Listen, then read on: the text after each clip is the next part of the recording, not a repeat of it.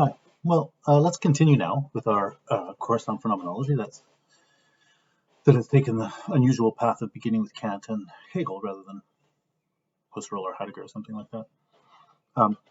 We've been going through a variety of phenomenological explanations, descriptions, which is to say, describing the forms various essential kinds of experience take. We started off identifying ourselves as subjects, and then we especially looked at what it is to experience something as real. That was the core of our study of Kant. And then we from there we raised the issue of freedom, what it is to the experience of ourselves as what it is to experience ourselves as free. And drawing on Kant's third antinomy, we thematized a kind of tension between our experience of freedom and our experience of reality. So that's roughly where we left with Kant. And then we've had two sessions on Hegel, but we really picked up that issue of freedom in Hegel. And to investigate that, we turned to his chapter on self-consciousness, the truth of self-certainty. And so far, we talked generally about the chapter, and specifically, we've talked about the first section of the first of two sections in that chapter, section A, which is called the independence and dependence of self-consciousness. In the first lecture, we looked at Hegel's analysis of the experience of the struggle to the death as a form of self-consciousness, a form of self-experience, which is equally a form of other experience. And then in the last lecture, we looked at his famous analysis of the master and slave, which is, again, another form of the experience of self that is simultaneously a way of experiencing another.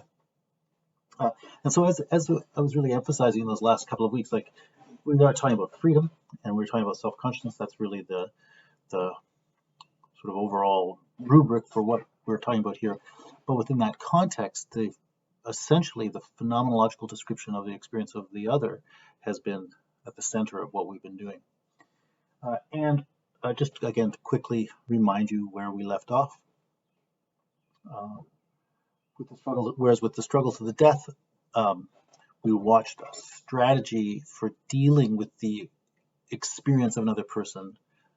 We looked at a strategy of denial for dealing with the experience of another person and saw the contradictory character of that. With the relation of master and slave, we saw a different strategy for dealing with the experience of another person, namely the strategy of domination. So we went from denial to domination, or that's said from the point of view of the master. From the point of view of the slave, I guess you would say self-subordination or submission or something like that. And we looked through those things, and the point we really came to was that we saw that the denial of recognition in the case of the struggle to the death was incoherent, and what that proved was that living from the stance of absolute desire revealed that we are intrinsically motivated by a desire for recognition, self-conscious recognition by another. And the study of the master and slave revealed that an attempt to deal with those needs of recognition by establishing a situation of inequality, unequal recognition, is again incoherent and contradicts itself and so on. I'm not going to replay those things. It's just a reminder of what we've done, because I just quickly wanted to get you back in touch with the issues we've been talking about, and to that central issue that we then ended with, which is the need for equal recognition. We saw that. Well, specifically, I referred to paragraph 184 of Miller's translation, to see Hegel argue that the very concept of self-consciousness intrinsically requires that it be enacted, that it will only be adequately enacted in a relationship of mutual equal recognition. He says that before he then goes on to study the attempts not to do that show on their own that they're inadequate. We could also have, we more or less made that point when we look back at paragraph 177, which is right I think the final paragraph before the beginning of section A, so it's in a sort of long preamble where he's talking about life and so on, and a little bit about desire. There he says we're going to investigate the I that is we and the we that is I, which is the concept of spirit. And that notion of the I that is we and the we that is I is another way of talking about that relationship of equal recognition. So just a reminder that we've already led ourselves up to the point of seeing that that's what we're going to have. And now we've looked pretty concretely and dynamically at real ways that people live out their experience of another person, and real ways they live out their experience of themselves, as self-conscious beings, as meaningful centers of reality, or centers of meaning. We've looked at concrete, dynamic ways that people live those things out that fall short of living up to that intrinsic norm, that intrinsic ideal of equal recognition. And we've seen why they fail. But it's not just a logical exercise. The point is people really do those things. And so in Hegel's very quick, dozen paragraphs, in Hegel's very quick sorting out of the problems of unequal recognition, he's given us a massive text. It's an intensely powerful text for the insightful analysis of the intrinsically unfair and ultimately ineffective ways that we interact with each other. And I gave a few hints along the way of some ways we might think of the relevance of that for the understanding of our actual life. I guess what I'm saying there is that you could, if you want, go on and read the rest of the book. You should. It's a great book. But you don't have to. You could take the things you learned from those lessons, and there's tons of work you can do with the things Hegel has said there. And so your own phenomenological studies, your philosophical studies, your political studies, your psychological studies, whichever one you're doing, there's plenty of resources for a rich development of any one of those things, just on those handful of paragraphs we've already looked at. But what I want to do now is, in a way, just complete that story by talking about equal recognition. So you'd think, well, if we can get so much out of talking about unequal recognition, couldn't we get even more about talking about equal recognition? Possibly. I'm not going to talk about it in a great deal. I'm going to talk about it a bit. One of the things that's interesting about this, I think, is that, of course you get just as much of time about these things about equal recognition. Of course, I don't want to put any doubt upon that. What's interesting, though, is the way that when we turn to talking about equal recognition, I think there's a lesson that happens almost right away, that our sense of what it is that we need to be looking for and thinking about changes pretty quickly, or changes from what it probably was to begin with. I don't know you personally, so I don't know what you thought, but for most of us, there's a bit of a revelation here just in grasping what the basic phenomenon of equal recognition is. Again, remember, just to jump back to where we're at from the beginning, the thing we're doing is phenomenology. So we're trying to give an account of real experiences, real phenomena, things that appearings.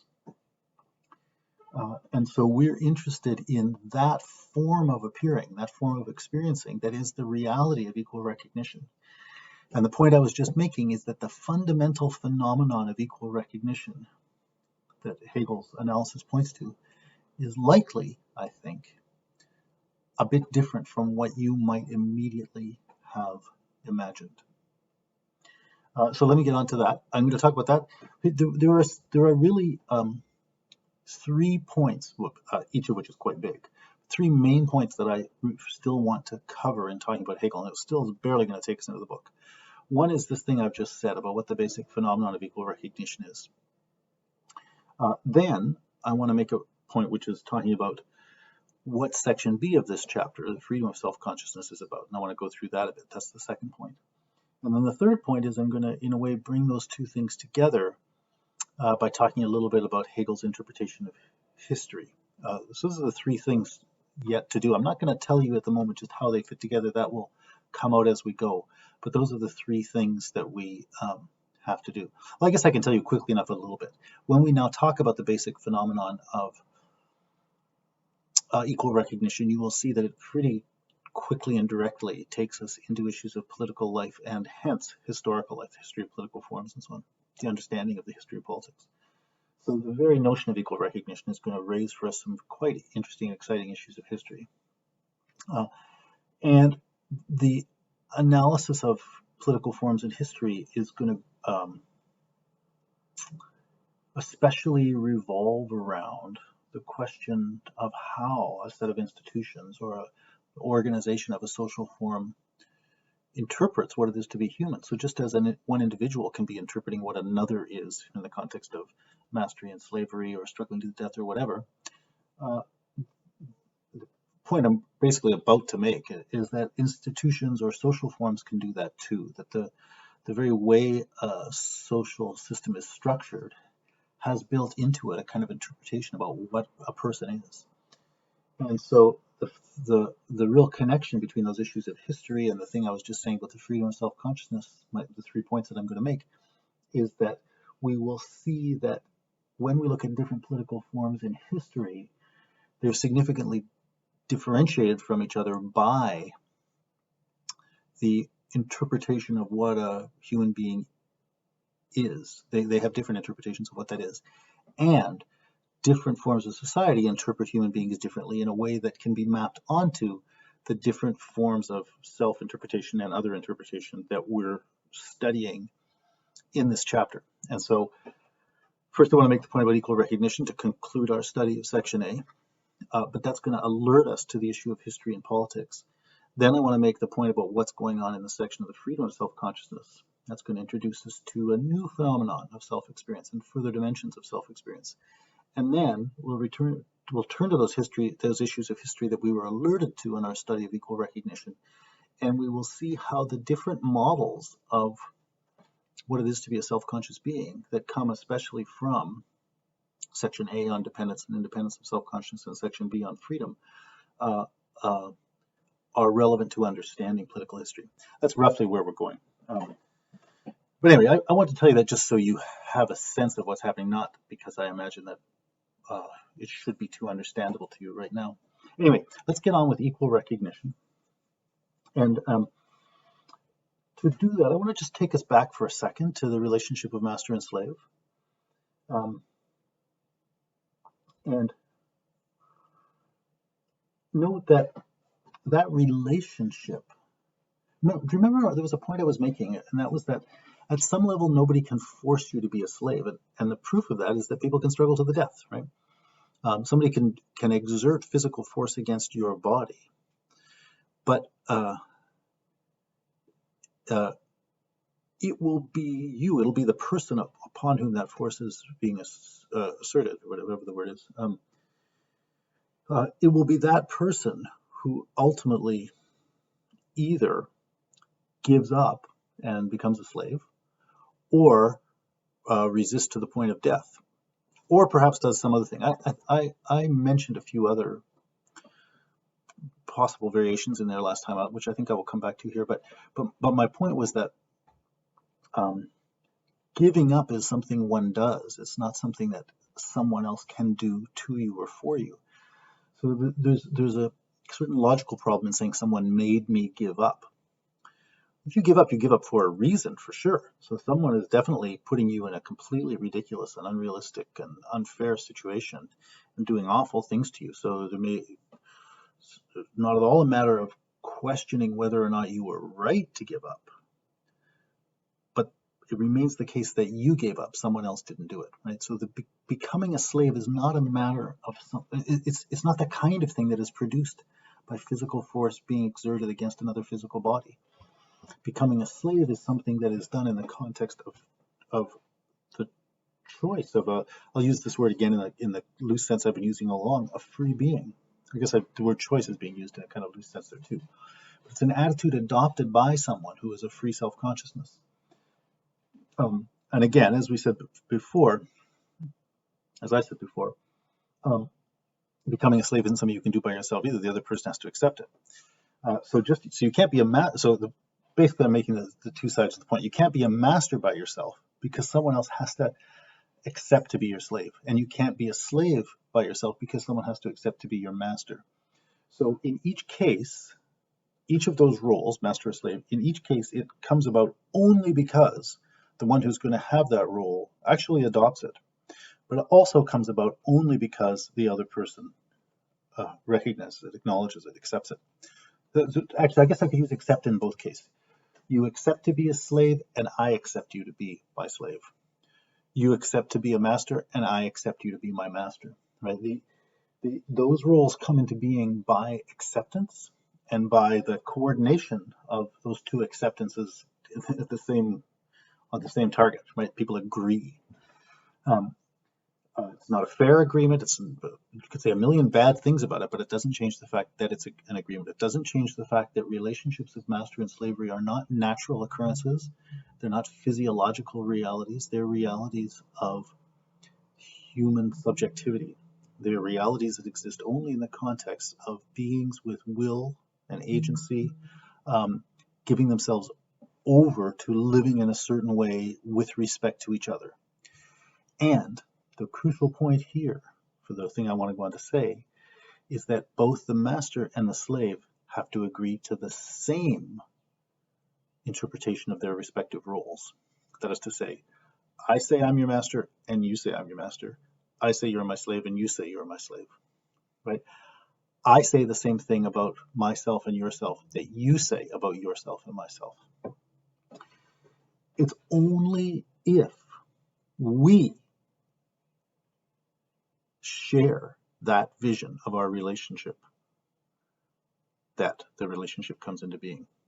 So I can be a slave and you can be a master, or I can be a master and you can be a slave, only because we agree that that relationship is going to be who we are.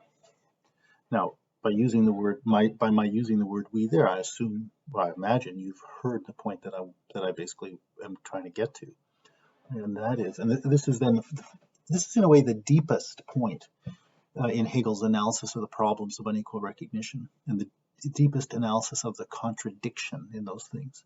That is that relationships of unequal recognition can only be established if they're premised on equal recognition, if they contradict themselves, right? In other words, we have to be equal partners in the enactment of the terms of our agreement in order for us to have different roles in that agreement. I mean, think of a very different case, very different context, very different issues, and so that they're not just transferable. But I want to say this just so you can see how a certain thing can happen, right? If in a very different context of legally recognized free individuals in a Western free market society, blah, blah, blah, a million other things, we can come to a legal agreement. We can go and get a lawyer to say,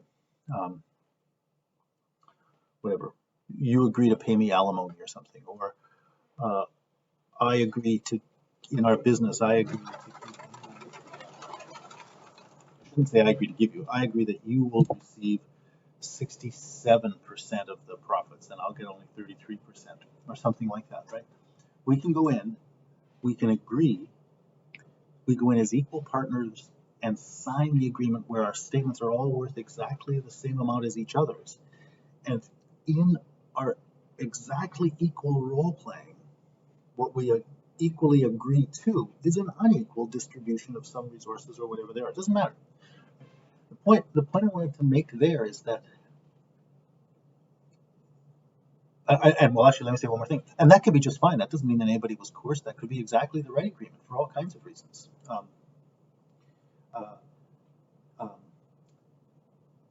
The simple fact of unequal distribution doesn't automatically mean something bad happened. And the point is that unequal distribution, which is on the side of the results of the decision, is itself a product of a process of decision in which the relevant roles are not unequal. But the two people agreeing to that thing have exactly transferable roles. The role I play is exactly the same as the role you play. The same rights, the same responsibilities, the same authority, the same limitations. We're two interchangeable contractors. So you really have to be careful in situations like that. Here, just a matter of contract, which is a lot narrower and less important than the sort of existential thing we're talking about with the master and slave, but just in a matter of a trivial contract. you can recognize the crucial difference between the roles of the individuals as people able to make a contract and the roles of the individuals in dealing with the terms laid out through the contract. Right? So going back to master and slave, it's only because we had an equal role with respect to the specific issue of the demands of acceptance that we were able to produce a situation that we both accepted as the terms of the situation in which we had different roles. Said otherwise, this is closer to the way Hegel would say it. Here he's saying it initially critically of the master. The master had to already recognize you as an equal in order to want you and get you to agree to be an unequal. And then from the point of view of the slave, the same point can be made. It has a somewhat different impact. But ultimately, it would be great if you as a slave recognized that you had to recognize yourself and the master to be equals in order to agree to seeing that person to be your superior. I won't go on about that more. I hope what I've said is enough just to get you thinking about that and to see the point that who we are as we enter into establishing our relationship is quite different. Well, is logically and factually quite different from who we are when we live within the terms of the agreement that we made.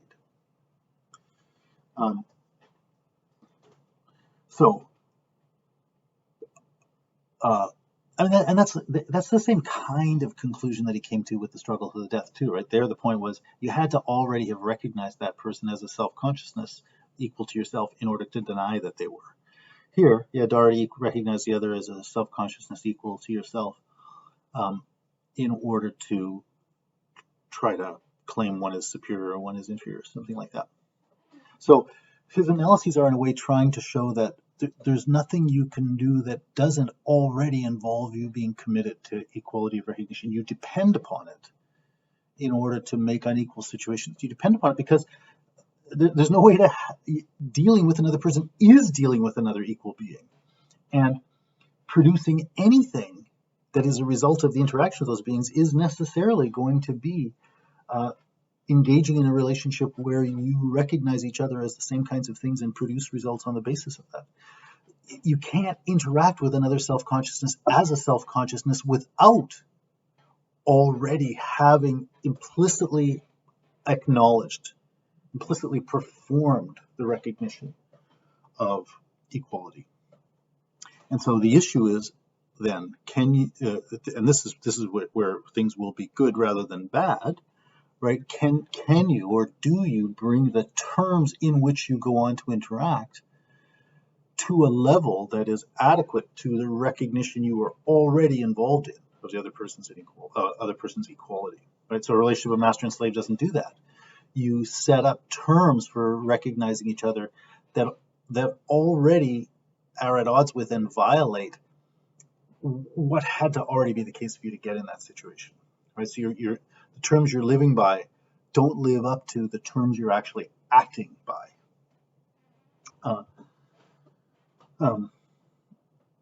So anyway, that as I said, I'm not going to go on about that more. I went on about it long enough. But what I'm trying to bring out is the way that even in unequal situations, necessarily equality of recognition is already happening, but it's happening implicitly, where explicitly inequality is what is being instituted. But the instituting is a function of equality. It's a function of equal recognition. Okay, so I wanted to make that point. Well, I wanted to make that point because it's important in and of itself, but the thing I really wanted to bring out there was you can now notice that if we're going to talk about recognition, you've got to do it at two levels. You've got to recognize that there are two levels involved, right? There is the level which is the explicit terms we embrace for talking about ourselves and each other. That's the explicit level, but there is also the implicit level of the actual relationships we establish with each other, through our living interaction, the relationships we perform as opposed to the relationships we announce, or we could say the relationships we enact as opposed to the relationships we affirm, the relationships we live as opposed to the relationships we avow, something like that. But in any case, there are two. In these situations, we have to distinguish between what is implicitly happening and what is explicitly happening. Okay, so that's the relevant preamble. Now to start talking about more positively about the phenomenon of equal recognition. I said before that it's not probably going to be quite where you think, because the first thing you would think of when you think about equality of recognition is you think, where would I look at that? Oh, we'd recognize we all have equal rights. And I say, you're just as good as me, you're just the same as me, and so on. No doubt that is important and worthwhile thing, and we will come to talk about that, especially when we get around to talking about history. We will come to talk to that specific thing, the interpretation of persons in terms of rights and equal rights in particular. So I imagine that's the first thing you think about, people nicely treating each other and saying they're equal. But in fact, it seems to me that is not the original or primary phenomenon of equality of recognition. The more basic phenomenon of equality of recognition is in a way the one we already saw, which is that the one that was already operative in bringing into being the relationship of master and slave. But that's obviously instituting a very unequal situation.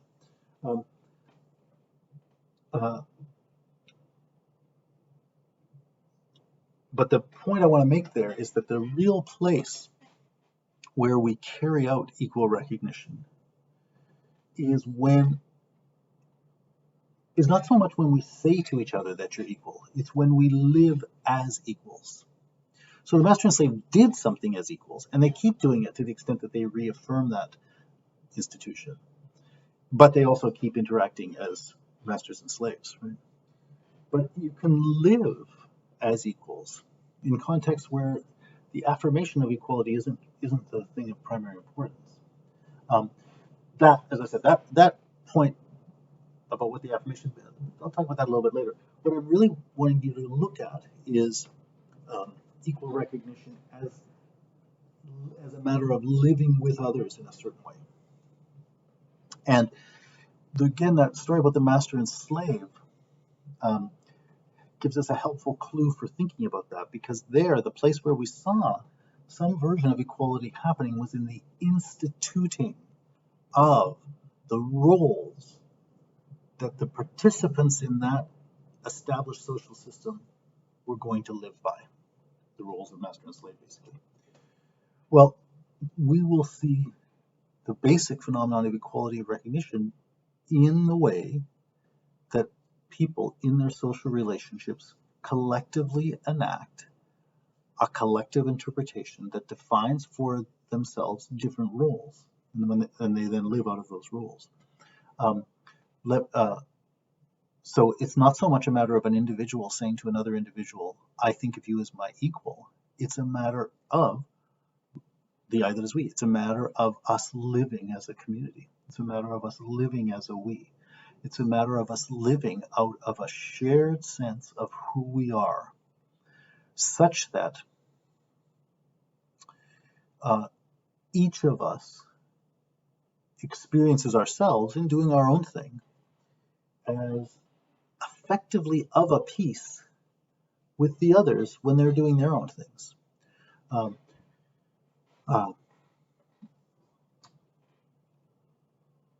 The master and the slave don't quite experience themselves as of a piece, because they have defined themselves as intrinsically different kinds of beings. Right? But so in that sense, you wouldn't really want to call it a community in the sense I'm using that word here. But there are lots of ways that people live in communities where, as I said, it's not so much a matter of somebody saying to another person, I think of you as my equal. They may not say things like that at all. They're just wrapped up in their tasks.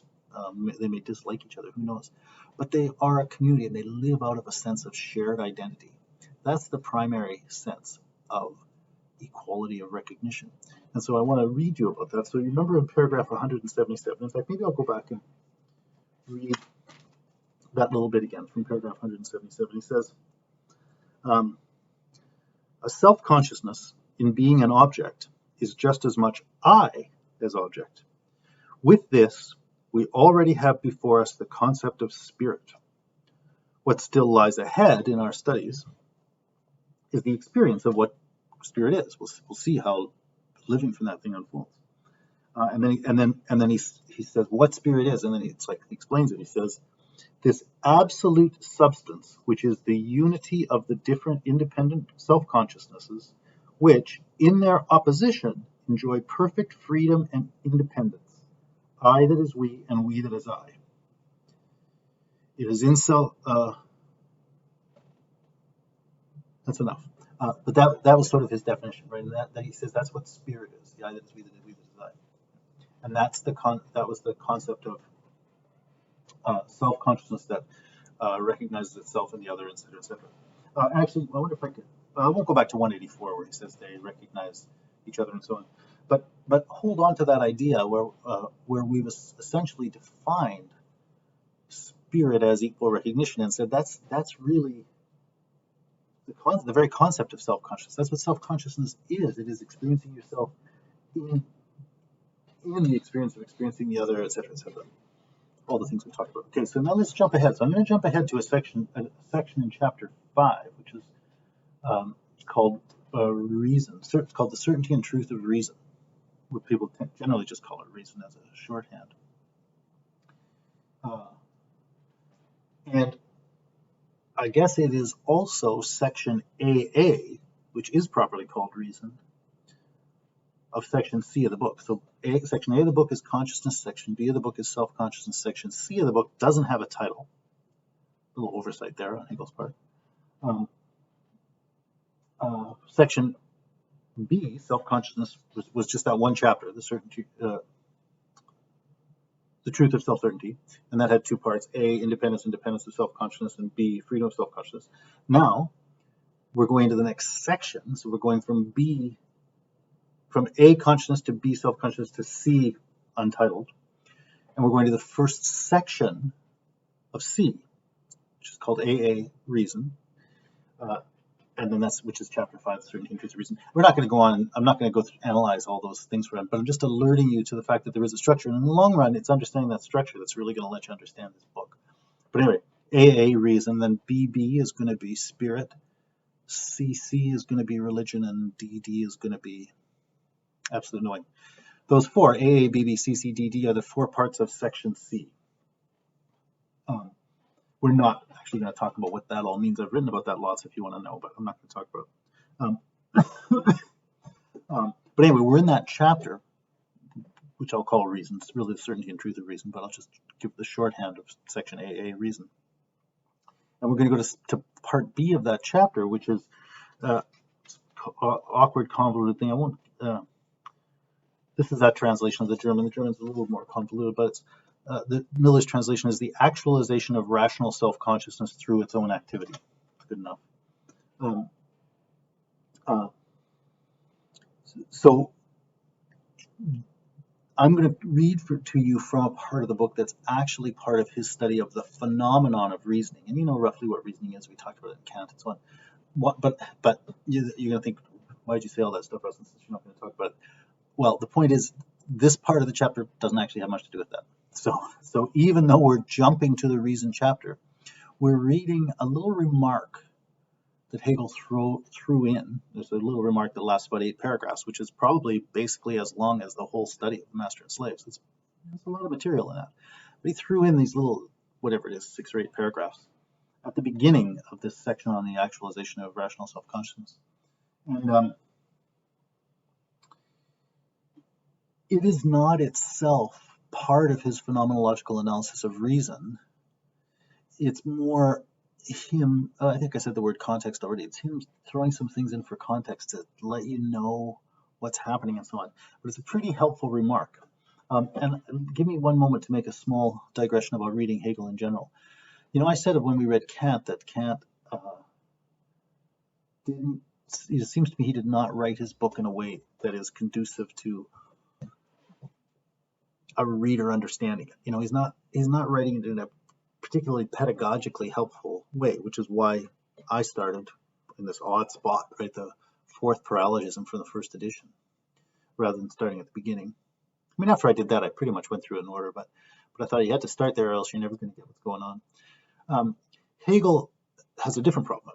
Well, the first one is he's unreadable. So if you thought Kant didn't make sense, then you look at Hegel and you think, whoa, this is just words, until you get to know it. But initially, it's very hard to make sense of these things. Like, you just don't even know what the topic is that he's talking about most of the time. And almost every paragraph seems to be just, a different set of inversions of the same abstract terms. First you put the words in this order, then you put them in this order, in the next paragraph, whatever. Of course, that's not actually the case. It's very understandable. It's very well written in its own way. It just takes an awful lot to get to the point where you can understand it. Anyway, but the relevant point of my digression that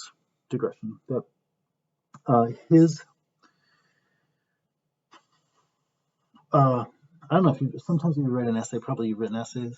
You write an essay, like, you sort of know what you're saying, you sort of know, well, maybe even you really know what you're saying. More likely you only sort of know. But you sit down and start writing, and you kind of write your way into what it is you're talking about. And by the time you get to the end, assuming it's a good essay, if it's a bad essay, you just wrap it up. But if it's a good essay, you get to the end and you feel like, oh yeah, now I kind of know what I was saying. Maybe you go back and edit it a bit, maybe you don't. But by the point you got to at the end of the essay where you now know what you're saying, oftentimes, as I said, if it's a good essay, and especially if you're reasonably advanced in your studies and not just scratching around at the very beginning, often at that point, you've really improved your understanding of the thing you were writing about, and you've radically improved your understanding of your own perspective, and you've actually probably reshaped it through that process of writing. And at that point, you probably could go back and do a better job than what you did. Like, you might think, oh, I should have said this first. I shouldn't have done this here. Oh, I should take that whole section out. That was a red herring, or a path I just didn't follow, or whatever. Or I didn't set this thing up very well, or whatever.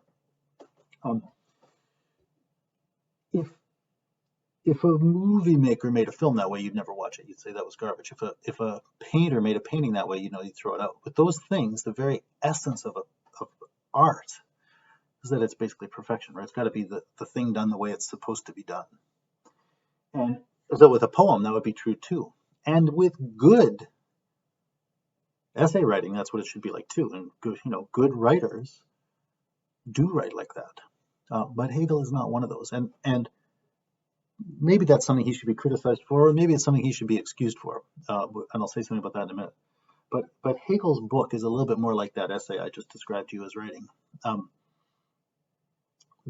The very thing about the table of contents that I mentioned seems to be evidence that he was kind of changing his mind, or he just figuring himself out as he was going, because he started writing the book with one table of contents, and then eventually made a new one and just sort of overlaid that new organizing scheme on the former one. And I think they fit together okay, which is, again, something I've argued about in various things I've published if you ever wanted to look it up. But what does seem, well, some people think they're radically at odds. I don't think that. But I think most people would think there are points where it looks like, oh, when he wrote this, he didn't yet know he was going to do this thing here. Where it seems like it's not a seamless unfolding of a perfect idea that was held in advance. It's the working out of an idea where he's sort of aiming at something. And as he's getting there, he gets a better sense of where he's going. And the way he talks about things changes. And some of the things that were said along the way bear the traces of that not yet having grasped the final terms, that the final form that the thing will be put in. That's one big thing you see about Hegel. But there are a couple of other things too. Like, Hegel also, possibly also like you when you write some essays, sometimes, not always, but sometimes when he gets to difficult points, he just kind of slams through it and gives you an obscure sentence, and then he moves on. It's as if, like, maybe for him this was a hard thing to get, and he just has to say say the logical points that make the point, and then he's so happy that he's made it that he just moves on, you know. And then at other points he's talking about something that's pretty easy to understand, and he sinks into just telling you about it in detail, with the result that the really difficult and really important point, where he actually has a kind of a novel insight that you really need to get, is expressed in this super condensed language that was never really explained. That's really hard to unpack. His chapter on force and understanding is quite a bit like that. But then on the other hand, there are things where it seems like this isn't actually that important a point, and it's not hard to understand at all. And he goes on and on for pages. An example of that would be his discussion of physiognomy and phrenology. So that's a second thing about Hegel, right? It's, again, you can't turn to the number of pages to determine how important the thing is. Like I said, you know, there's half a dozen or whatever it is, 8 paragraphs or something, or 12 paragraphs or something on the master and slave, and like, you know, you could spend your life working on those things. Whereas other things he talks about, he goes on about like some of the things he talks about, which we might mention briefly when he's talking about ancient Greece or Rome, and it doesn't seem like he had to have that much detail about the plots of different Greek tragedies or some of that stuff. Like, it's okay. Well, it's actually even helpful, but you're not going to get as much. You're not going to be able to unpack as much from one of his paragraphs where he tells you about the plots of different Greek tragedies, which you could find on Wikipedia, as you're going to unpack from his analysis in one paragraph of the way that the master first relates immediately to the self-consciousness and immediately to nature, and then relates immediately to self-consciousness and immediately to nature. Like those couple of sentences and a few things he says about that, like that's some of the most powerful stuff you're going to find anywhere. You know, so those paragraphs are heavy duty. The other ones can be very light. So as I was saying, you can't just turn to the number of paragraphs and use that to judge how important it is. A couple of other things. This is a digression, but it's an important one for understanding Hegel. That's almost done. 2 other points. One is he himself remarks somewhere that, you know, the chapter headings and so on are meant to be a kind of a helpful guide, but you shouldn't take them too seriously. And I think that's actually really important, because for 2 reasons. One, I think he's not always that excellent in his handling of where chapter headings go and chapter breaks go. Again, this may be like you when you write essays. It certainly has been like me in my professional writing. Sometimes I enter into a section and I, you know, give a title of what it's going to be, and I write some paragraphs about that, and then I think, okay, got it, done, and then move on to the next section with a new title, and it will be in that next section that I actually finally get around to saying clearly the thing that last section was supposed to be about. Now, that's the thing I've done many times, and that's the thing I encounter many, many times when I read students' dissertations, students' essays, and everything else. And I think Hegel does that quite a bit too. He talks about things, and he kind of gets himself up to a point, and then it's at a later point that he really comes out and says the thing that he should have said back there. The consequence of that is that you can't automatically assume that his discussion of a topic that corresponds to one of the titles is exactly contained within the pages and paragraphs that title is attached to. And I guess the other way around too. You can't automatically assume that the things contained in those paragraphs are automatically about or only about the thing that title is about. What was the one last point I was going to make?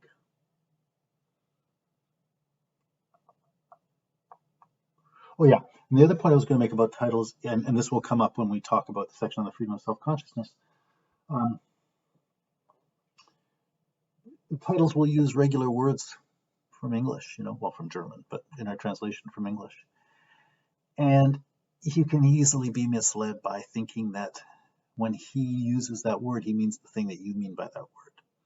And I think there are a lot of cases, well, there's a handful of really important cases where that is not so. So on the one hand, you really do need to be guided by those words. When he says he's going to talk about understanding, the first thing you have to do is ask yourself, what is understanding? And try to say to yourself what you think that phenomenon is that he's going to give an account of. That's absolutely essential. But then you have to learn from his analysis what he means by that thing. And sometimes you will end up seeing that the way he's going to use that word doesn't exactly correspond to what you might have expected. Another case, a really important case of that is, oh yeah, it's going to, as I said, it's going to come later. He's going to use the word thought. And you might have some ideas about what the word thought means. He's not, well, you may have some ideas about what the word thought means. I think what he means by it is a little bit different than what we might commonly expect, at least in the particular place where I'm going to look at. Anyway, that's the last remark I'm going to make. Those are a few remarks about Hegel's writing. Oh, I remembered one more. And this was actually, and the reason I remembered it was because I thought about what I was going to go on to say, and this was actually the point of the whole thing. Another thing you have to be really rigorous about differentiating in Hegel's book is what is the argument and what is not. And so he understands himself to be engaged in a rigorous science. We didn't read the introduction here, though that would have been the next most obvious thing to read if we were going to read more than what we are reading from Self-Consciousness. But that's where he explains and describes the method of the book. And the reason this book is itself an example of science is because he's following a rigorous method, which he outlines. And it's the rigorous method of phenomenology, of describing things in their own terms and only being allowed to move on based on what the experiences under description have revealed and what they thereby allow you to go on to study. So that is a line that runs through this book, the rigorous phenomenological argument. And in my view, it's an unbroken line. In my view, he does exactly what he says he's going to do. He sticks absolutely rigorously to the demands, the methodological demands he outlines, and he produces a rigorous phenomenological analysis from start to finish. But along the way, he says a lot of other stuff. And a lot of that stuff is helpful, pedagogically helpful, illuminating in all kinds of ways. May be very, very helpful to you or any reader from the purposes of trying to see and get what's happening in that rigorous phenomenological description. But it's crucial for an interpreter of this book to distinguish between those, what I will call editorial comments, from the rigorous phenomenological argument. Anyway, if we were going to study Hegel more, each of those points I would would prove to be important, and a few of them will still prove to be important in the things I'm actually going to say in this last little bit of study. That last one first. Finally, the thing we're turning to in chapter 5 on reason is something that is an editorial remark he's making. It's not actually part of the study of reason, but it is him contextualizing his study. So finally, then, let me turn to this now. The whole thing would be from about paragraphs 349 to 355 or something like that. I'm actually just going to read a little bit from 349, 350, and 351. So this is the spot where the thing I had completed before was just saying that we're going to look for the phenomenon of equal recognition in the way we establish communities, such that without me saying, I think you're equal or whatever, we actually do recognize ourselves through each other, et cetera, et cetera. So, and I went back and I read that I that is we thing from 177, and I reminded you of the concept of equal recognition that was finally articulated in paragraph 184. So we've seen that already, the concept of mutually recognizing self-consciousnesses. So now paragraph 349. Basically, this, I think, is the paragraph that pretty directly follows up on 196, where we ended with the slave. He says, if we take this goal, and this is the concept which for us has already appeared on the scene. If we take this goal in its reality, namely, and this would be the goal, the self-consciousness that is recognized and acknowledged, and which has its own self-certainty in the other free self-consciousness, and possesses its truth precisely in that other. Okay, well, that thing I just read surely is almost word for word identical to the things that we've been saying when we've been analyzing the very concept of mutual recognition. I'll read it again.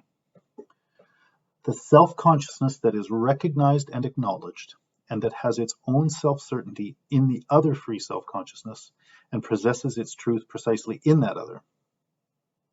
So Hegel says, if we take that goal in its reality, in other words, if we look on this still inner spirit as substance that has already advanced to the stage of having an outer existence, then in this concept there is disclosed the realm of ethical life. So he says, if you take that concept of what it is to be a self-consciousness, and you ask, how does that take on an actual existent form, if it has an outer existence? And he says that then in this concept there is disclosed the realm of ethical life. For this, ethical life is nothing else than the absolute spiritual unity of the essence of individuals in their independent actual existence. It is an intrinsically universal self-consciousness that takes itself to be actual in another consciousness in such wise that this has complete independence. ... And it is precisely therein that the universal self-consciousness is aware of its unity with it. And only in this unity with this objective being is it self-consciousness. So anyway, that if you go back and read that first dozen or so lines of paragraph 349, basically you will see him say, the concept of mutually recognizing self-consciousness, which was the point that we were getting to in the discussion of the independence of self-consciousness, that is initially recognized as the realm of ethical life. And then he says a few things about what that is. Now I want to read you a little bit more. What does he mean when he refers to ethical life? So now paragraph 350. It is in fact in the life of a people or a nation, eines Volk. It is in fact in the life of a people or a nation that the concept of self-conscious reason's actualization, he's going to use the word reason here because he's in the chapter on reason. Ignore it, it doesn't matter at all for what you're thinking about. When he's using it here in this context, he means that thing we just said, which was the concept of spirit. It is in fact in the life of a people or nation that the concept of self-conscious reason's actualization, and then he says what that is, of beholding in the independence of the other complete unity with it, or having for my object the free thinghood of an other which confronts me and is the negative of myself as my own being for myself. So again, he's just said that same thing again. He's said you recognize yourself only in and through recognizing the other, as basically versions of the same. So he's just repeating it.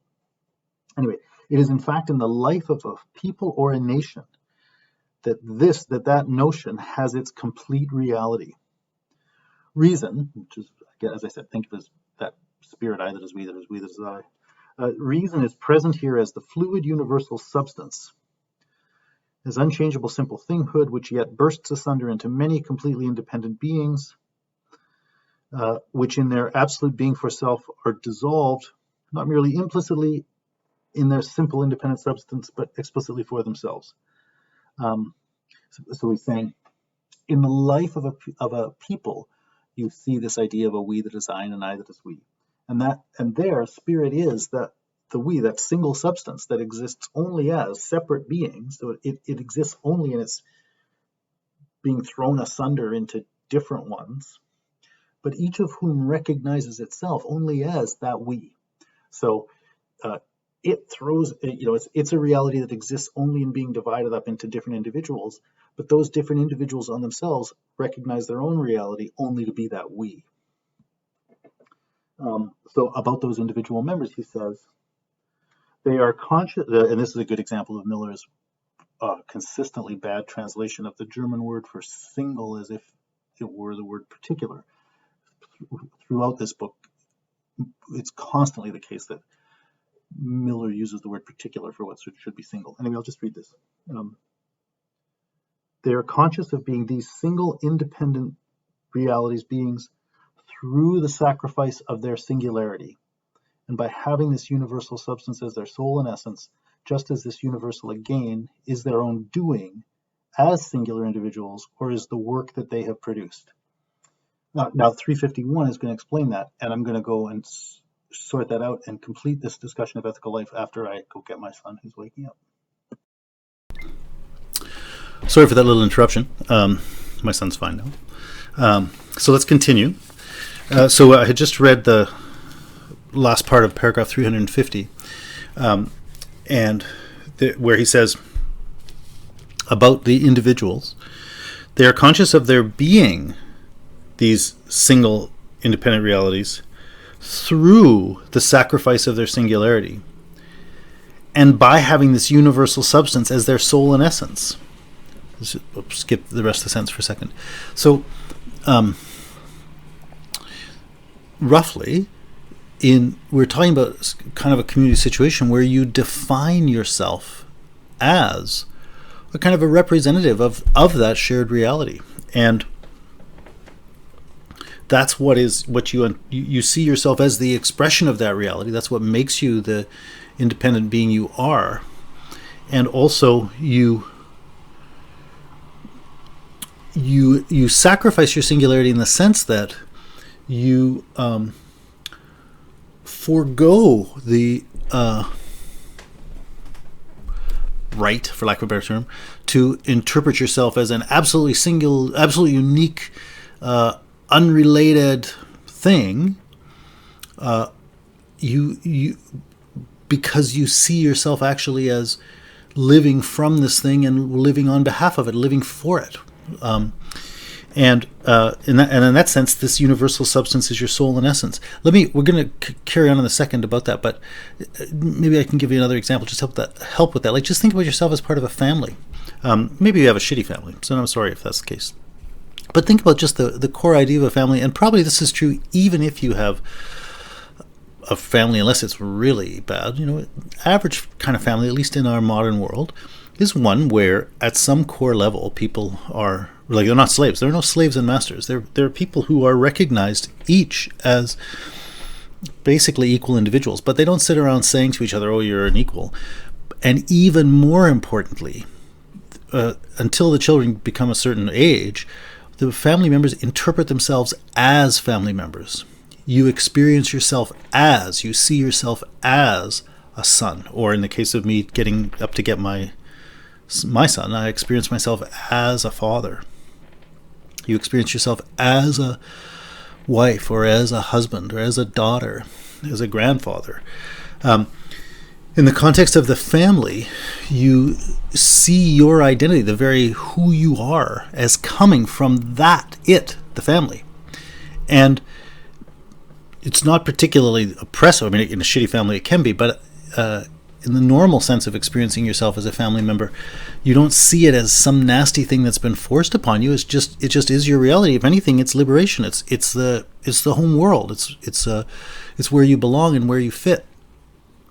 And so it's what your life is about until you reach a certain age, like you're 12 or 16 or something, and you start wanting to be independent and separate from the family. But my son who's 4, his life is his life is his reality with these other people who make up his family. It's his imagination is wrapped up with that. His plans are about that. His self-interpretation is about that.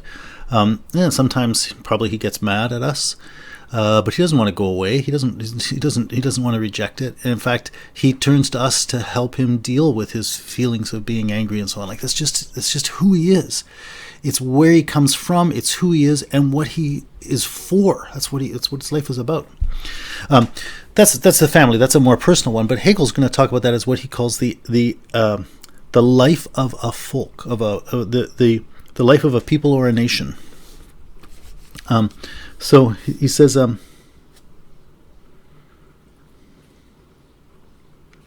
this is in 351. It's probably about 20 lines into that paragraph. On Miller's page 213, it's about 15 lines up from the bottom of the page. He says, this unity of being for another, or making oneself a thing, you're another for someone else. This unity of being for another, or making oneself a thing, and being for self, the unity of being for another and being for self. This universal substance speaks its universal language in the customs and laws of its nation, of the folk, of its nation. That universal substance speaks its universal language in the customs and laws of its nations. So I was just talking about a family. Well, the thing he wants you to think about actually is a larger community, but a community that has customs. A community that, like your family, is not one of people who are slaves to each other, people who are basically being treated as equal, but they live out of a sense of themselves being a who, where that who is a we. It's who the community is. And their sense of I comes from their sense of how they participate in that who. So this is what he calls in another place, it might even be right here. Just let me see if I can find it.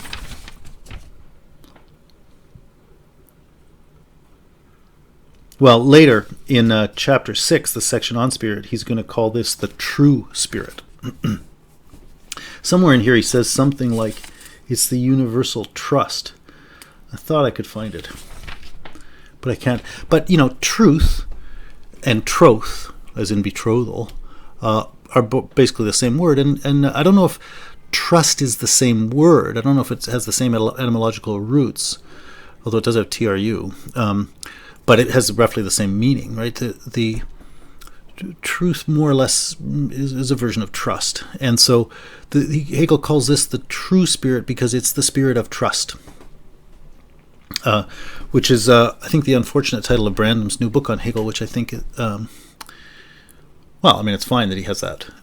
I don't think that he appreciates the meaning of the spirit of trust. I don't think he appreciates the sense of what Hegel means by that when he uses it, because Brandam uses it as a thing that he's sort of looking for in the future, and I think Hegel, on the contrary, is seeing that as a thing in the past. But anyway, that's Brandam's not our point. This is what Hegel calls the true spirit, or basically the spirit of trust, where people live out of a kind of immediate trust in each other. And go back to your family, like my son lives out of an immediate trust in me. He's not a university graduate who's thinking about, I don't know, getting a job or getting a date or whatever, and wonders, do I trust that other person? And eventually comes around to thinking, yes, I think he or she is a trustworthy person, or they. He lives out of an immediate trust in me. Like, trust in me is the very fabric of his sense of who he is. Which is why, of course, it's so unbelievably crippling to a child to have that trust violated, because it's the very fabric of being a being, right? But that's that kind of immediate trust. That's the spirit of a community too. This is not quite the community we live in. The world we live in modern Western. European-rooted society has something that is related to this, which we will eventually talk about briefly. But it's not this exactly. But maybe, but again, think about, traditional religious communities. Imagine growing up in, an Amish community in Pennsylvania or something. I'm thinking of a community that reproduces a very traditional form, and one in which the children grow up with the expectation, the non-optional expectation that they are going themselves to grow up and reproduce that same community, in the same way that when you grow up in a family, you are confronted with the non-optional expectation that you're going to grow up to be a member of that family. Well, communities operate that way too, but an Amish community isn't just a family. It's something more than that. It's more than a family. But those people from those different families who make up that community nonetheless live with a kind of collective sense of who they are, which is rooted in which is their universal language of their customs and laws, and they have, in those customs and laws that they carry on, they have their basic ways of recognizing themselves and recognizing each other. And I talked about the institution of the unequal relation of master and slave as itself depending on a kind of equality of recognition, and as itself being that shared system of interpretation by which each of the participants knows how to define his or her or their role.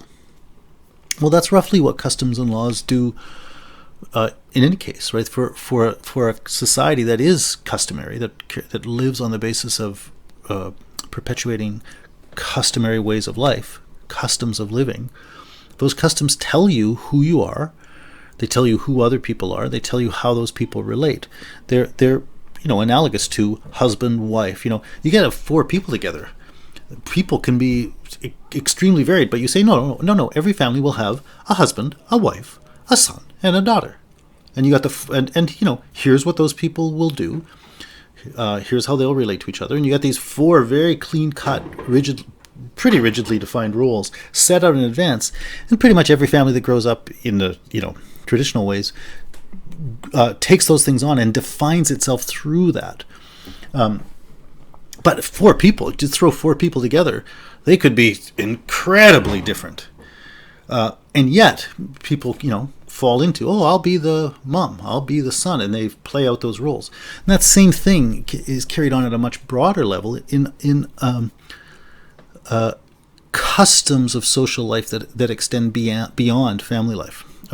Anyway, so he says the most immediate realization of the concept of spirit that we talked about, the equality of recognition, is in the ethical life of a nation. That's where you see, and so he's saying that's where you see people who live out of a sense of knowing that I am only in and through the fact that you are and what you are, right? And we are a we. I am an I only because we are a we. And custom is a big part of the way that works because, and the thing I was just saying about roles, because when I go back to the family, just because it's so familiar, when I as a mom live out of my role as a mom, well, I guess I should say when I as a dad live out of my role as a dad,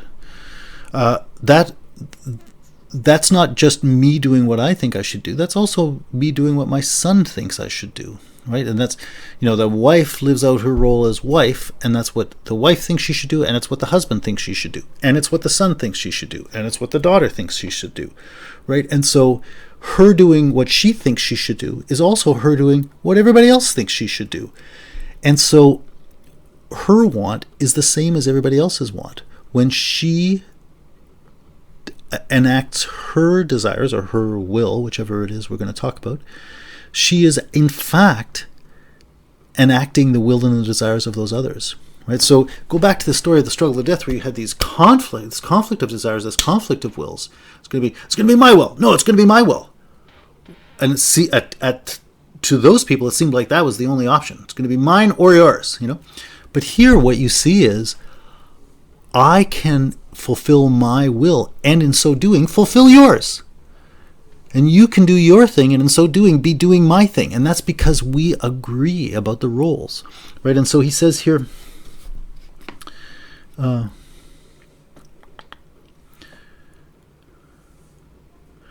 the universal substance, this is 351, about a half dozen lines down. In the universal substance, the individual has the form of subsistence, not only for his activity as such, but also for the content of that activity. What he does is the skill and customary practice of all. The labor of the individual for his own needs is just as much a satisfaction of the needs of others as his own. And I guess the point there is, it's division of labor, basically, and when we, in our rural little farming community or whatever, or hunting community or whatever, when I do the thing that is doing my job of irrigating the crops or milking the cows or whatever, the job I do, which allows me to sustain my own life, I'm also doing our work. I'm also doing the thing that sustains your life, because we're doing something that's basically collective, right? And in fulfilling my needs, I'm not doing something that's opposed to fulfilling your needs, which is kind of what happened again in the struggle to the death. My efforts to live out my own life according to the rules of our shared customs is something you endorse, right? So it's you think, yeah, you should seek your own happiness through marrying and having children and making a good living and making a productive contribution, and I'll do the same thing, and we endorse each other. So basically, we each do our own thing, and we endorse the other to do his or her own thing. I could say his or her are there, but in the context of these societies, they typically don't recognize are there. And we'll come back to that. Anyway, the labor of the individual for his own needs is just as much a satisfaction of the needs of others as his own. And the satisfaction of his own needs he obtains only through the labor of others, because we do things, at a deep level collectively. You might remember the first society in the Republic that Socrates talks about, the first city, where he says, people get together, a carpenter, or no, I can't remember what it is, a cobbler and a farmer and something else, but you get a half a dozen people who have particular jobs that satisfy the basic needs of all. Each person does his own thing to satisfy the needs of all. So as the single person in his single work already unconsciously performs a universal work, so he also performs the universal work as his conscious object. So, insofar as we have all implicitly agreed to the same thing, whenever I act out of my role in that thing, I am implicitly confirming your expectations. That point was the one I already made about the master and the slave, right? But then he says, I'll read it again. So I said, the single in his single work already unconsciously performs a universal work, but so again he also performs the universal work as his conscious object. And that's because in this society, you're working for the society. Just like you embrace the reality and worth of your family and endorse the identification of yourself as a family member, and you find fulfillment through being a family member and supporting it. Similarly, in this kind of community, it's not just that you happen to do the work that other people also benefit from. You see your contribution to participating in this community as the thing you should be doing. So the we is your goal as well as your foundation and substance, so to speak. So he says he also performs the universal work as his conscious object. The whole becomes, as a whole, his own work, for which he sacrifices himself, and precisely in so doing receives back from it his own self, right? So, you, by working for the community, that's how you earn that sense of belonging by which you identify yourself, right? That's the reciprocity. I'll just skip back to the sentence if I can find it quickly. He says there's nothing here that would not be reciprocal. Oh, that's actually the very next sentence. Sorry. There is nothing here that would not be reciprocal. So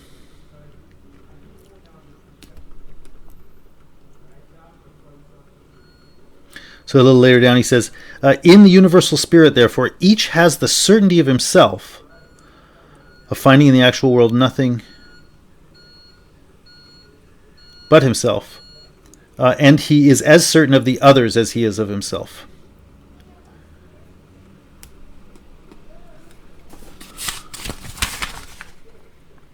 Yeah.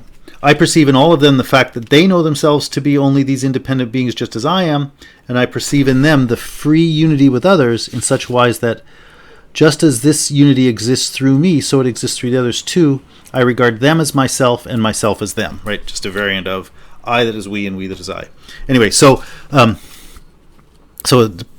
352, first line, in a free nation, therefore, reason, which really in this context means spirit, as he's defined that in 177, is in truth realized. It is a present living spirit in which the individual not only finds his essential character expressed, but is himself the essence. Anyway, that's enough. So the thing I really want to get there was I was really just trying to talk about the notion of community, and there he's articulating some of the details of that and how that notion of community is where you see that basic definition of equal recognition fundamentally realized and enacted. And he calls that the ethical nation. And so the thing I was trying to bring out there was that it's not a family, but it's a social world that's quite similar in its sort of structure to the way you think of a family as being organized. Most families are, and what's essential to it is that customary character, the custom that is the received way of interpreting ourselves. That is what we all. So going back, remember I said about the master and slave, like the slave has to accept to be a slave. Well, those customs are things that every member in that society adopted. A society has the form it does only because the individual participants embrace it and accept it. Eventually, I don't know if I don't think we're actually going to get far enough in detail to study this, but eventually we would see that the failure of custom in principle to be able to recognize that fact is really where the fundamental limitation of this thing he calls the ethical society is. But I wanted to make a further point about this. What was it? I just had it in my head and lost it.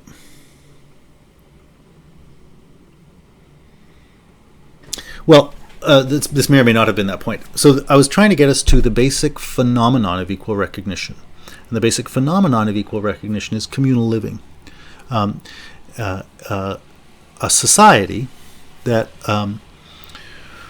where we see ourselves in each other, but not here in that sense of modern equal rights where everybody's free to do what they want. On the contrary, we see ourselves in each other because we all embrace the modes of self-interpretation, the ways of interpreting our roles that have been handed down to us by custom.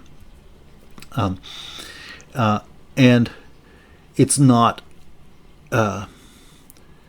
we're talking about people who are free, not slaves, right? We're talking about people who are living freely with each other, but what they are governed by is a traditional sense of how they should live and who they are and who each other lives. And it's the fact that they all embrace that same basic story, that same basic way of narrating their situation, that allows each, in doing his or her own thing, to be enacting the will of the other. And that allows each to be able to recognize him and herself in and through the other. So that's the basic phenomenon of equal recognition. I'm going to stop that story now and just make one remark about history so that I can then go on and talk about Hegel's section on the freedom of self-consciousness and then eventually come back to the issue of history. So the remark about history then is we've now got ourselves to the point of seeing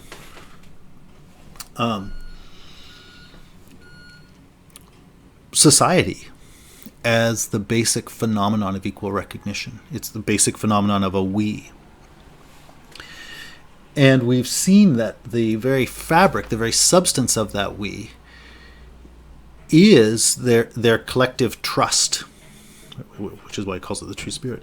And that is the code of living, the code of living, which is also a code of self-interpretation, which is also a code of other interpretation, that they collectively embrace and enact, which is their customary life.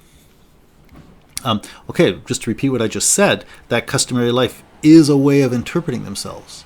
So we can look at different we's in that sense. We can look at different societies and ask, what is the set of terms or principles you as a society, or you individuals as members of that society, have embraced or accepted as a way for interpreting yourselves and each other, and as therefore the foundation of your shared sense of life.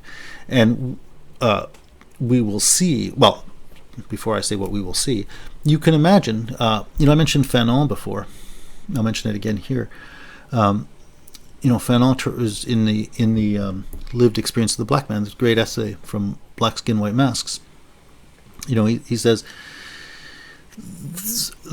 there's something about the fundamental system that European-based, essentially white society, post-colonial.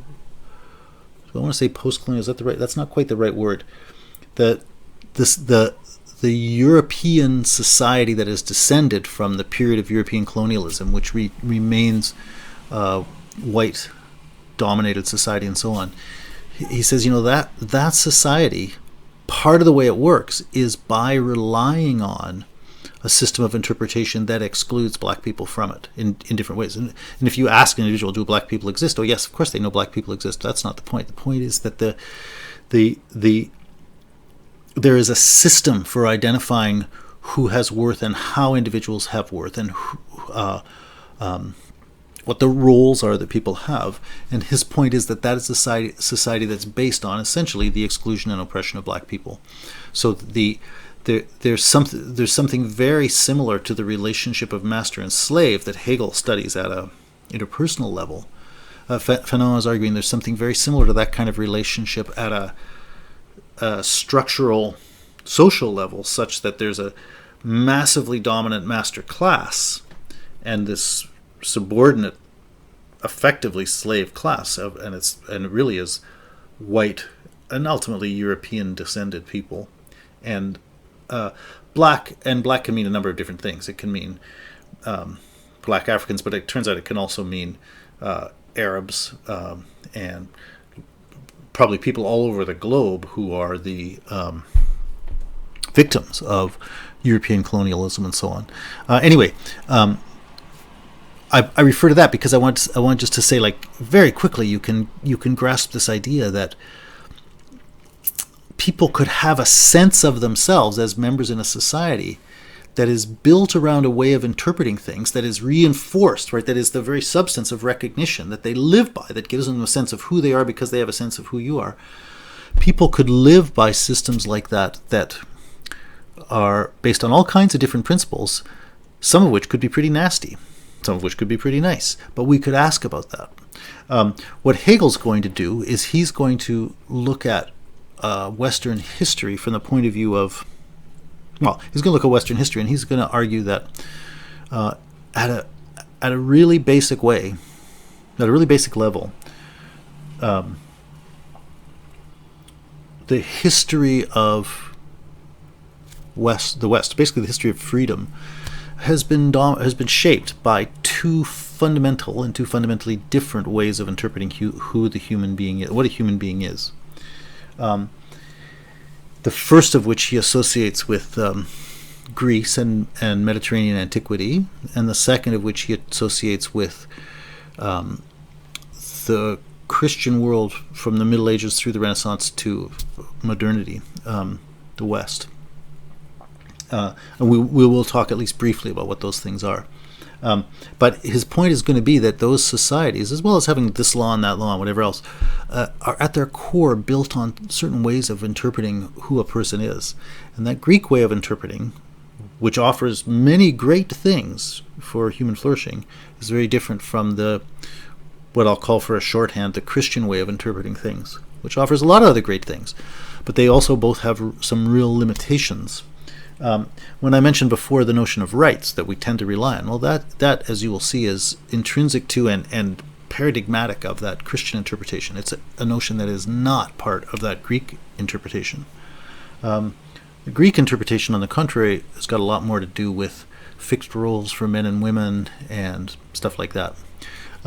We will, as I said, we'll talk about that briefly, but I wanted just to alert you to the idea that the things we've now said about equality of recognition can lead us to ask, okay, what then is the system of mutual interpretation that a society is based on? And he's going to use that as a key. There are many variations that you could uncover in all kinds of investigations, but he's going to investigate at the most basic level a fundamental shift between two different ways of interpreting the human being that effectively define, at the broadest level, ancient cultures and modern cultures. So, as I said, I hope to get to that briefly, but I can't get to that until I talk about the next thing, which is the section on the freedom of self-consciousness. Without that, you can't understand what Hegel has to say about history. So, I want to turn now to part B of chapter 4, called the freedom of self-consciousness, which has subtitle, or the subsections, Stoicism, Skepticism, and Unhappy Consciousness. Or maybe it's the Unhappy Consciousness, I can't even remember. I think it's just Unhappy Consciousness.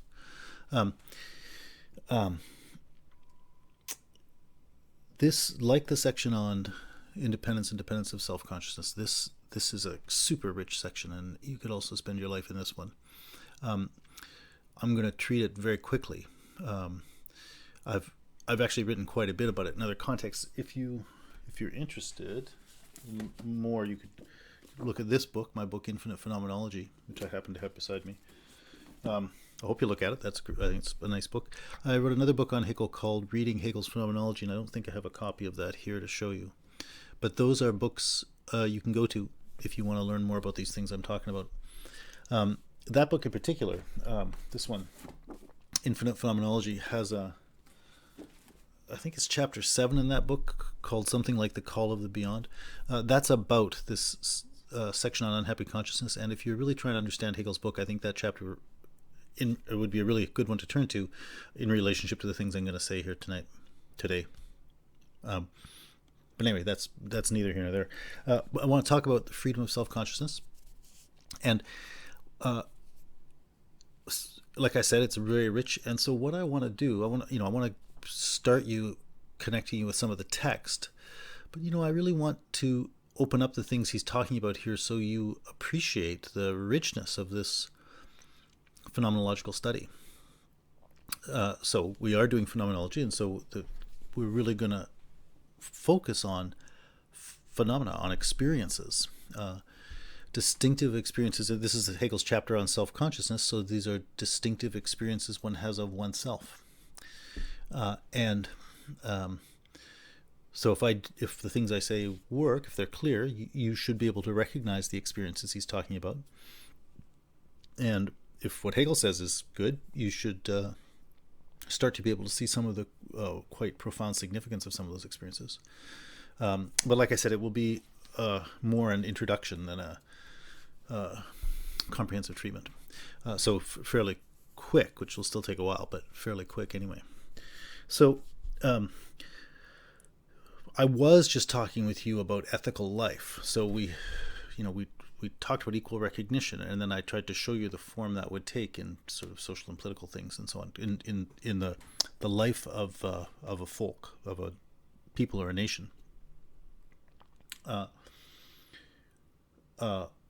want to bring us back from there to where we actually left off, where we were talking about basically two individual people, the master and a slave, in a certain kind of relationship. Not because there's anything wrong with those other things I said, and this still fits with that. It's just that the thing we're going to talk about is kind of the continuing story of what can go on within a single person. It's just as relevant to that story about the ethical substance, ethical life, and I'm sure that will be made clear in the things I say.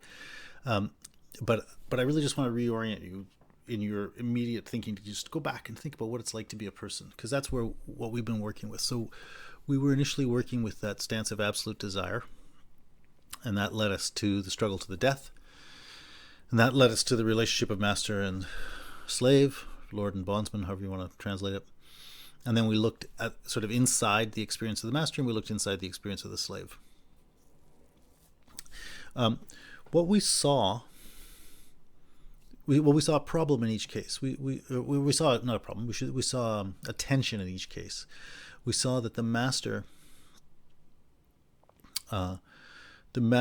the very terms by which I'll say him for the master. I'll say him for the master and her for the slave because of the way I was telling that story before. The master's experience of his independence is in a fundamental way progressively eroded as that independence putatively increases, because the expression of independence and just being able to command everything and whatever amounts to a greater and greater kind of dependency upon the slave. And I sort of correlated that with the master becoming like less and less connected with the real world, more and more just blown up head crazy kind of person.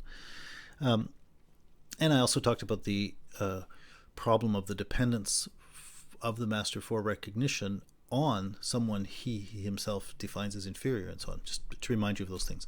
From the point of view of the slave, we looked at the awful situation of fear and service, that being in fear and having to serve. But we looked at what results from that in work. And the point was that in having to work, the slave, who is supposedly the dependent one, the slave is developing a really profound kind of independence. What does Hegel say too, just about that development? I'm going to translate this a little bit differently than Miller, but it's in 196. He says something like, through this discovery, it becomes through itself its own meaning precisely in work, in which there seemed only to be an alien meaning. Yeah, actually, let me look at what Miller says. What Miller says is fine. Through this rediscovery of himself by himself, the bondsman realizes that it is precisely in his work, wherein he seemed to have only an alienated existence, that he acquires his own meaning. That's the only correction we really need to make to that translation. That thing about his mind of his own is Miller's own idiosyncratic rendering of what he thought the sense would be, that has no meaningful connection to the German, where the German's actually pretty important, I think. So the relevant thing is in work. the slave is doing something that should be, and no doubt in some ways is, a deeply alienating task. Like, it's being commanded to go do stuff he doesn't, or she, I guess I was saying for the slave, commanded to go do stuff she doesn't want to do. So in that way, it should just seem alien. I'm doing somebody else's work on somebody else's materials for someone else's enjoyment, right? But the amazing thing that happens in work is that precisely because you are the one who is accomplishing something, that reality that seemed just alien comes to be a reflection of yourself. It's a pretty powerful thing. And so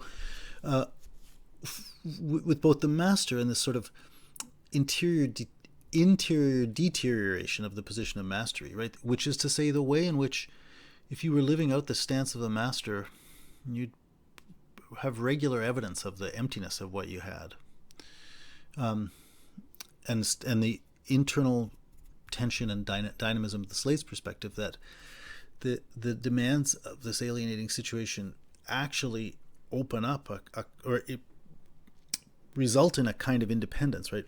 Both of those people have the possibility for a changed perspective. It might not happen. Masters, despite having the opportunity despite being constantly confronted with the inherent problem in their own perspective, in their own situation, can come up with lots of excuses not to notice that, and probably thereby drive themselves more and more crazy and make themselves more and more awful and ridiculous and empty. So the evidence in front of us doesn't automatically compel us to make the changes that are available to us. The slave, similarly, maybe for a different reason. Like, I don't know, probably I brought this out when I talked about the slave, but I just emphasize it again. And I really do want to get onto Stoicism, but I just want to emphasize this point. It's just, there's something profoundly humiliating about being a slave. The whole, or whatever the thing is in that, to being the subservient one in this relationship Hegel is talking about. The thing about being a person, or being a self-consciousness, is that you have an experience of yourself as the sort of the agent or the author of your own existence, and having a right to things. I don't really want to use the word right, but you get my point. Just what we were talking about when we were talking about desire. But so the thing about an actual slave in a situation of legal slavery, or about the example of the particular prostitute I was talking about in my example, who really does experience herself as owned by someone who rents her out and so on. Also prisoners, people in jail, like maybe a prisoner is a good example, like someone in jail, imagine a proud man, probably a person with lots of the hang-ups of masculinity that you might want to be critical of in other contexts, but nonetheless, imagine that person who in jail now has to, because he's a prisoner, like ask everybody, can I open the door? May I pee now? May I have a glass of water? A person who is used to being maybe a struggler to the death has every aspect of his existence say to him, bow down, or in fact, even worse, you bowed down. And everything is in a way there to make that point to him. That's the situation of the slave or the prisoner or the prostitute or whatever. Like these are people for whom the whole world is the master's world, and the message it says is, your sense that you are something is false, and it's going to be destroyed. So in that context, it's understandable why, even though the resources there are available for the slave to recognize her or his own independence and so on, it's also easy to imagine ways in which that would not ever happen. So all I was trying to get at with both of these cases, the master and the slave, is that we can identify contradictions there, but that doesn't mean anybody who's in that situation is going to grow up. The contradictions will present real problems, but they can always be dealt with by sidestepping the issue, and new problem comes up, you sidestep the issue. Like, people don't have to make an existential change, a transformative self-recognition that moves them to a new way of existing, even if the objective evidence is there. objective in this case, in the case of the slave, the evidence is the object that is a reflection of this slave's agency and intelligence, the product of work. Objective for the master in the objective world, he, to use that pronoun, depends upon that he has no role in shaping or controlling, and that he doesn't even understand. Right? In both cases, in the one case for the slave, the object is the evidence of that slave's power. And in the case of the master, the object is the evidence of the master's impotence. But it's possible not to notice that. So that's where we were. But so the point I wanted to make is, or the point Hegel wants to make is, nonetheless, what we have discovered with those beings, with those people, is the possibility of a new type of existence, the possibility of a different way of experiencing themselves. And I'm not going to. I don't want to trace out all the connections from, like, the details of the slave consciousness to this thing I'm going to say, or the details of the master consciousness to this thing I'm going to say. I could do it. I could do it. It's just I already take enough time talking about other things. So I'm just going to move on. But I'm imagining that you can see some of these things yourself. But so Hegel begins in paragraph 197 by saying, I'm not going to go through all his technical languages, but he says, in these situations we've seen of dependence and independence, the self-consciousness does not become an I that in its simplicity is genuinely self-differentiating. That's what we're going to see, but that's what the slave and the master don't actually do. If they did, they would really be recognizing the world in front of them as the reflection of themselves. Well, I was saying the slave could see in her work a reflection of her own power and so on, and so the object would in a way become her mirror, and she would see her. The outside would be a reflection of her inside, but similarly, her inside would be in a way just what she pours out. So that's in a sense in which she would now recognize herself as a kind of self-differentiating simplicity. Similarly, the master could recognize himself in the object, which testifies to his impotence and so on, right? But they don't. But it's not to the extent that they stay master and slave, they don't make that recognition. So he says that about the master. He says I guess that was the master that he was saying. On the other hand, the consciousness. Yeah, okay, so he says, for the independent self-consciousness, meaning the master, it's only the pure abstraction of the I that is its essential nature. And when it does develop its own difference, this differentiation does not become a nature that is objective and intrinsic to it. I'm not going to trace it out, but, I guess he's more or less saying that the master rests on a kind of self-interpretation that is not validated in many ways by the realities of that objective existence. So he's happy with a kind of dream about who he is, even though that's not who he really is. On the other hand, the consciousness that is forced back into itself, the slave, becomes, in its formative activity through its work, it becomes its own object in the form of the thing it has fashioned. But for the subservient consciousness, it doesn't bring together that notion of itself reflecting the work with the notion of the being for self that it identifies with the master. So he's basically saying, we could bring together the notion of the expression of yourself in the object, and the fact that you're being for self. Those are the two operative things here. But for neither the master or the slave are those things really brought together. But he said, but now we're going to see someone for whom that does happen. So he says, here, in the thing we're going to consider now, or what those things have in a way promised us, is that there's a different kind of self-experience. And there is. It's well attested. We're going to recognize it. It's familiar. So he says, we are in the presence of self-consciousness in a new shape. And here's the description he gives of it, which I kind of like. A consciousness which, as the infinitude of consciousness, or as its own pure movement, is aware of itself as essential being, a being which thinks or is a free self-consciousness. So I want to talk a bit about what that means. We have a new shape of self-consciousness. It's a consciousness which recognizes about itself that it is an infinitude. It's aware of itself as an essential being, and he calls it free or thinking. So he in this chapter, he really just defines three kinds of self-consciousness: desiring, recognizing, and thinking. And we've looked at the desiring self-consciousness and the recognizing self-consciousness. Now we're talking about the thinking self-consciousness. And so this is an example. I think I might have mentioned the example before. This is an example of one of those terms Hegel uses where it certainly has something to do with our usual word, think. But I believe that if you get caught up in too much in what you already expect thinking means, it's not that you'll get nothing out of this, but I think you'll miss what he's really saying. I think that, in other words, by choosing that word, he tried to come up with words to capture these different things, and I think by choosing that word, he may have undersold what he's talking about here in some respects.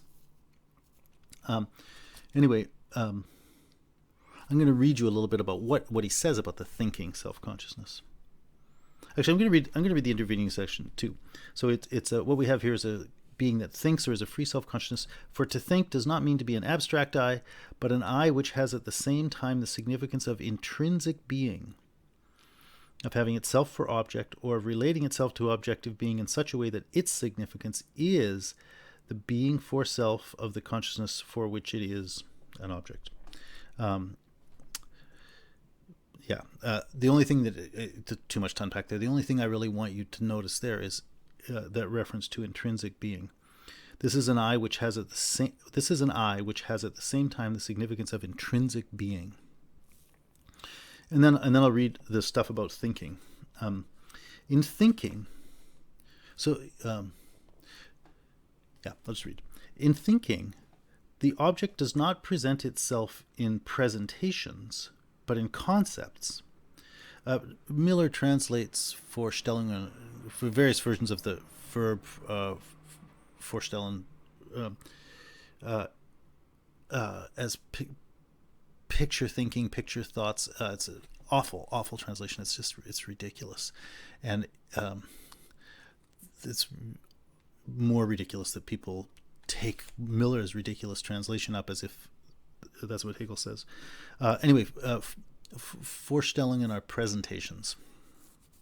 So, as you know from our study of Kant. So he says, for in thinking, the object does not present itself in Vorstellungen, but in concepts. That is, in a distinct being in itself or intrinsic being, consciousness being immediately aware that this is not anything distinct from itself. What is presented, what immediately is, has, as such, the form of being something other than consciousness. But a concept is also something that immediately is, and this distinction, insofar as it is present in consciousness, is its determinate content. But since this content is at the same time a content grasped in thought, consciousness remains immediately aware of its unity with this determinate or distinct being, not, as in the case of a presentation, where consciousness still has specially to bear in mind that this is its presentation. On the contrary, the concept is for me straight away my concept. So, in sum, in thinking I am free because I am not in another, but remain simply and solely in communion with myself. And the object, which is for me the essential being, is in undivided unity my being for myself, and my activity is conceptual thinking and movement within myself. Obviously, you won't have grasped all that when I read it. But I want to say a little bit about that. So first, I'll stick with thinking. Let's think of thinking as... I'm going to describe the reality of thinking as we usually use that, but let's think of that as something more like... a little bit more like an example or a metaphor than just an exhaustive name for the thing we're talking about here. But yeah, when you think, like when you see something, when you hear something, something is present to you. Something, some independent alien existence that immediately is presented to you. That's when you see or hear. When you think, it's a little bit different. You still think about something, It's still got an aboutness to it. It's still got determinacy. But thinking is this kind of self-generated activity. It's not some alien thing imposed upon you. It's you pushing out of yourself, the richness and the meaning. And so when I think about something, there's a basic experiential way in which I never go outside of myself. So that's the main thing in a way that he's trying to distinguish here when he's distinguishing thinking from presentations. In everyday experience, you're confronted with presentations. You're looking at a picture on a computer screen right now. It's an alien object. You might think about it, but in the normal sense of the word, it's not a thought. It's a presentation. And it has, therefore, a kind of intrinsic alienness. It's just opaque to you. Like you can say things about it, but it's just there. It has this sort of brute, factual character that it's given to you as a thing of its own that's alien. We talked about this kind of thing quite a bit when we talked about Kant's Critique of Pure Reason. But when you think, it's different. When you think, you experience yourself as staying within your own world. It's still full of content. It's still very rich, and it's meaningful. It's not just like imagination where you just daydream. Like you're doing a kind of work when you're thinking, but you're working with your own stuff, and so you're conceptualizing. You're using whatever the word is for. I'll say concepts. That's his word, but whatever the word is for the units of thought. Like you're working with the determinate thought units, but they're not like blue and green. They're not like opaque pieces that you could sort of put in front of you and look at. They're meanings you understand. That's what it is to be a concept. Is you understand it. And so to work with a concept is to work with something in which you are already finding yourself. Right? So I mean, here would be an example of something that's not like that. And you've probably run into this. You may even have done this. We'll assume you haven't, but maybe you've seen someone do it. Maybe you've been at a party with some philosophy students or something, and one of them says something about Kant's blah blah blah, Kant's categories, or Hegel's blah blah blah, Hegel's dialectic, or Heidegger's blah blah blah. I don't even know what it is. Existential. That's too complicated. Heidegger's something, authentic resoluteness or something like that. And you hear people say these things and they don't know what they're talking about. Like I said, you didn't do it, but somebody else did it. And people can move those pieces around like playing pieces, and they show off. I can say Heidegger's authentic resoluteness or whatever. But if you press them, what do you mean by that? Yeah, they don't have much to say, or else what they say is ridiculous. But I'm actually more interested in the case where they don't have much to say. Like, the fact is, these are names they've heard, and they try to deploy them in a way that sounds sort of intelligent, but they don't really know what they're saying. And so they're doing more or less the same thing you would do if you had a red block and a green block and a blue block, and you thought, let's put the red block on top of the green block or on top of the blue block. You make a nice little thing, You're just dealing with presentations, alien things that you like the sound of, and you think, let's put them in this order. But if you actually understand what Kant means by a category, or what Hegel means by whatever the thing was that I said, or what Heidegger means by authentic resoluteness, or anticipatory resoluteness. If you know what they mean by that, somebody can ask you, what do you mean when you say that? Well, you could tell them. And that means when you say, it's like a Heideggerian resoluteness, that's not just a name. That's a shorthand for your own thought. And you're moving, your whole idea through some point you're making, and you take yourself to be talking to someone else who understands that. And so that word is a little placeholder to identify that shared thing we both understand, where we presume that we both do, right? And that, with people who know what they're talking about, that really does happen, and it's just fine. But so what I'm trying to distinguish there then is between someone who uses concepts properly, and that means they understand them, versus someone who uses names that are the names of concepts perhaps, but these people don't have the concept, they just have the name. In that case, it's empty. So in the latter case, where you're just using the name, that name's just an alien thing. It's just a presentation. In the former case, where you understand the thing, that concept is you. When you speak about that concept, you're speaking about your own understanding.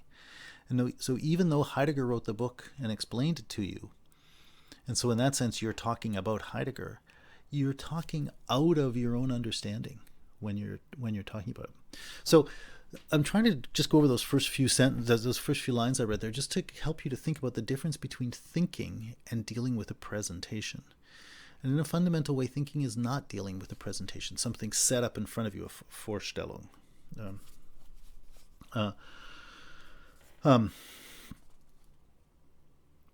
But so that also means then that when you go through a process of thinking, thinking is not easy. Real thinking is not easy. Real thinking. I mean, take these lectures. Let's imagine that you're following them and understanding them. Well, in that case, even if you didn't understand it before, you got those concepts now. So you really are understanding them. And so you're not just hearing me move some pieces and then you could move them yourself. You're actually experiencing me as explaining something which you then understand. And on the basis of your understanding, which we could call your possession of the concepts, on the basis of your understanding, you could turn around and explain it yourself. But in that process, you learn something, right? And so, if these lectures are working, then with me, you're trying to think about something. I'm trying to guide you through thinking about something, but you're then doing the thinking. And as you work through it, you learn about it. And as you go back and think about it again, you work your intelligence and you figure stuff out. But it's not a matter of going out and collecting new data. It's not a matter of discovering some new colors. There are no presentations involved in the sense that we were using it. You're just working with those concepts you've understood, and you're working at thinking with them, thinking through them, thinking by them, and that exercise of your thinking capacity with the determinacy that is those concepts results in you learning, results in you growing and changing. And so that's why I say, in a way, it's work. And so it's work. And so you make something. You make a thought. You make the thing you figure out. And so at the end of it, you have something that is your process of thinking.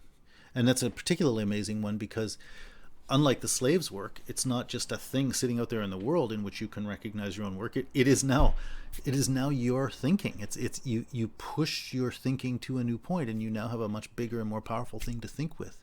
So you don't even have to go through a process of maybe recognizing that was your own work. Like, you just live your identity as that new developed thought framework that you have worked your way into.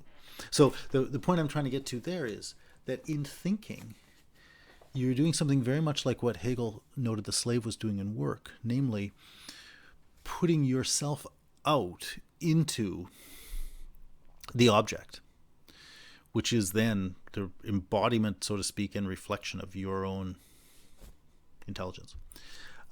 But here, your work and working things out is not forming a physical object in nature, physical in nature being redundant. It is your own way of thinking about things that you are remolding and remodeling. So the word that I keep not saying that I want to say, and I will say it now, is your subjectivity, right? You're using your subjectivity to develop and enhance your subjectivity, and through using those powers, you have a richer way of being a subject, the cat's calling now. I'll be right back.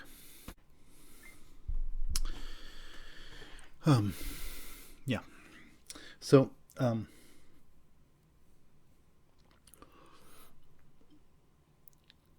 so the point I was trying to make about thinking is that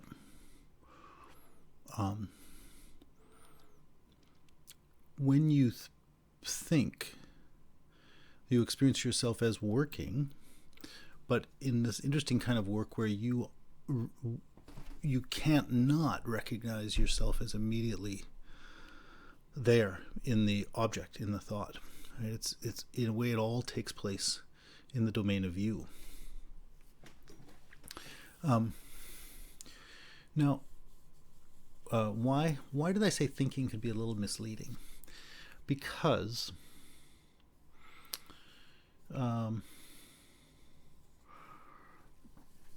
thinking, I think that for the point that Hegel's going to make here, our normal sense of thinking has a little bit too much of a sense of the working out of a problem by logical means or something like that. So I want you to encourage you to think about thinking in a somewhat looser sense. Even though Hegel, especially in the Encyclopedia of the Philosophical Sciences, got a pretty precise meaning for a word like thinking. But here, to get his point about this section of the freedom of self-consciousness, I want you just to think about thinking a little bit less technically. And that's why I was introducing that word subjectivity. Okay, well, let me say that thing, but come at it by way of a different sentence.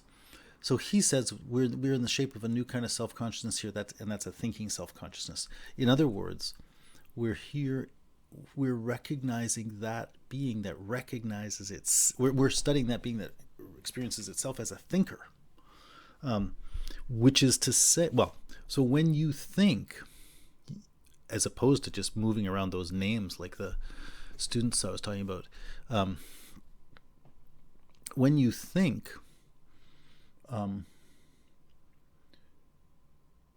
you know about yourself that you did it. You know about yourself that those are your thoughts, and so there's a kind of and you know that you didn't step out of yourself to do it either, right? So there's a kind of an experience of autonomy in thinking. You initiate it by yourself, and nobody can make you do it, nobody can stop you. And you carry out the whole process inside yourself. Now, we often use the really awful metaphor of in your head, and we often forget that it's a metaphor. So it seems to me that probably almost all of us, probably almost all the time, wrongly and indeed ridiculously, imagine our consciousness and our thinking to be something that's going on inside this physical space here.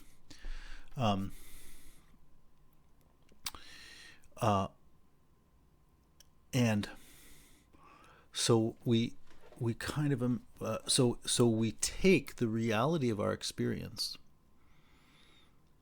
forget everything we've ever learned about subjectivity that when we've been studying Kant and so on, and go back to just thinking about the natural world outside us and think, okay, there's a book here, there's a wall here, there's a computer here, and there's a head here. Oh, the thinking's inside there.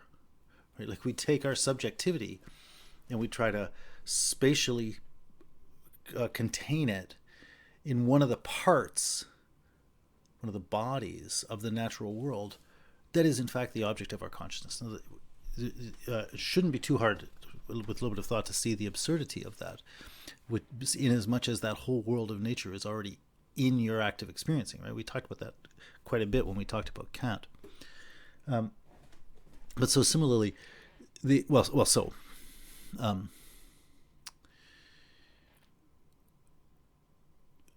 is an insideness to the experience of thinking, but it's not an inside the headness. It's an inside your own subjectivity-ness, right? Like that's what really happens when you're thinking, is not that you discover a new realm of being that is the new realm of space located somewhere inside your skull. It's that you discover a different kind of reality, a different domain of reality, which is basically the domain of self-conscious subjectivity. Right? You recognize the domain of you recognize yourself as a being that inhabits that domain of autonomous, let's say, reflection. This is certainly continuous with things we've already been talking about in the Master and the Slave and the Struggler to the Death. those were all forms of self-consciousness, and they all had to do with recognizing themselves as sort of centers of meaning and so on. But there is a way that there was a kind of worldliness to those forms of self-consciousness. They were in a way forms of struggle. Desire was constantly proving itself against and through the entire realm of objectivity. The struggler to the death is grappling with another individual. The master is grappling with another individual, etc., etc. Those are forms that really work through the world, and it's a self that's trying to establish itself in relationship to nature or other selves. In the domain of what Hegel calls freedom, you're not trying to establish yourself in relationship to nature or in relationship to other selves. You're discovering the unique domain of self-conscious subjectivity. Let's use his word. You're discovering the domain of thought. You're discovering that domain, that rich and vibrant domain that we all live in, where we are, in a way, to continue the metaphor from master and slave, where we are in a way masters of our own consciousness, of our own thinking, of our own attention, of our own active subjectivity. At least initially we'll appear like masters. Things are going to change a bit as we go through it. Let me now try to say a little bit more clearly what I've already said. I hope what I've said is making sense to you, and you say, "Oh yeah, right, I know what he's talking about." Well, let me see if I can just pull it together.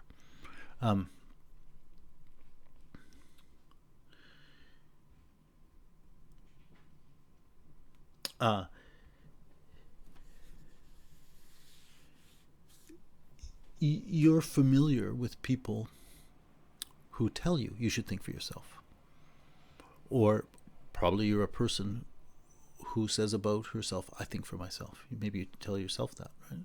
That's the slogan I'm after. Think for yourself.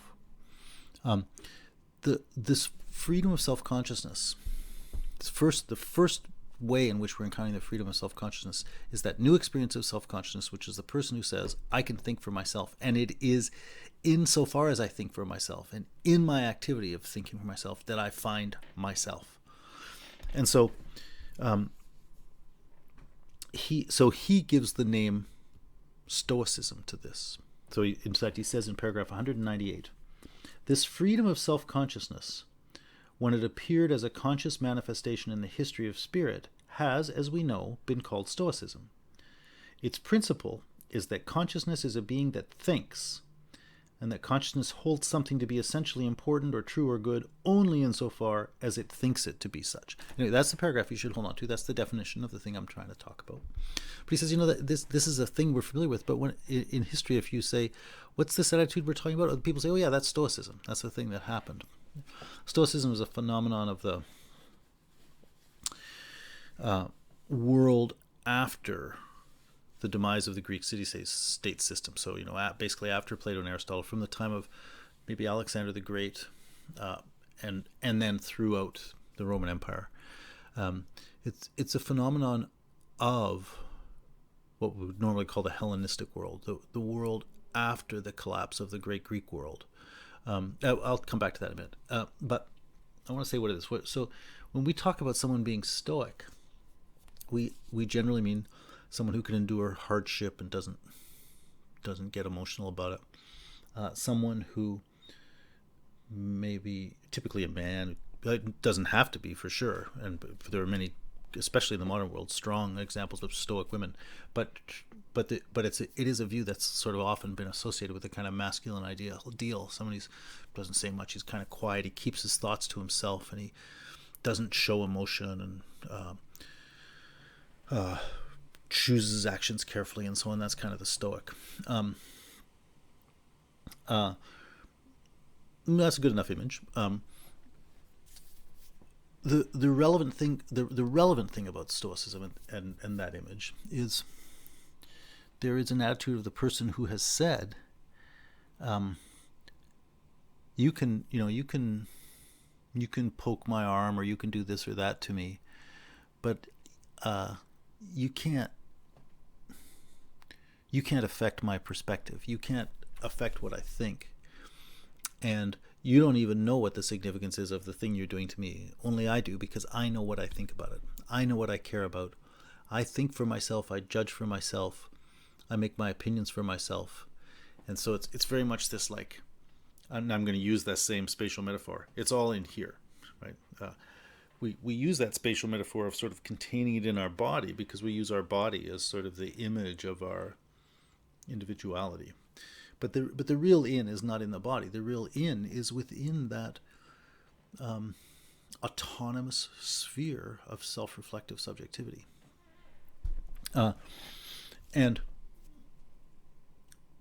so the Stoic is the person who knows the difference between inside and outside, basically.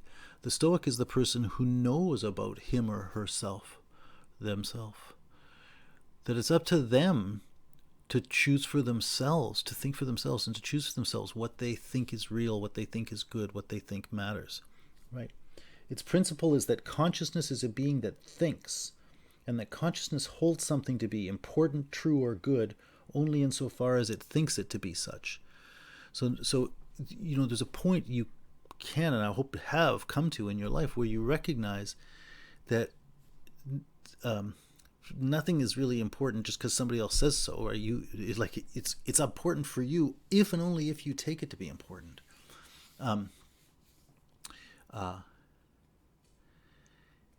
And so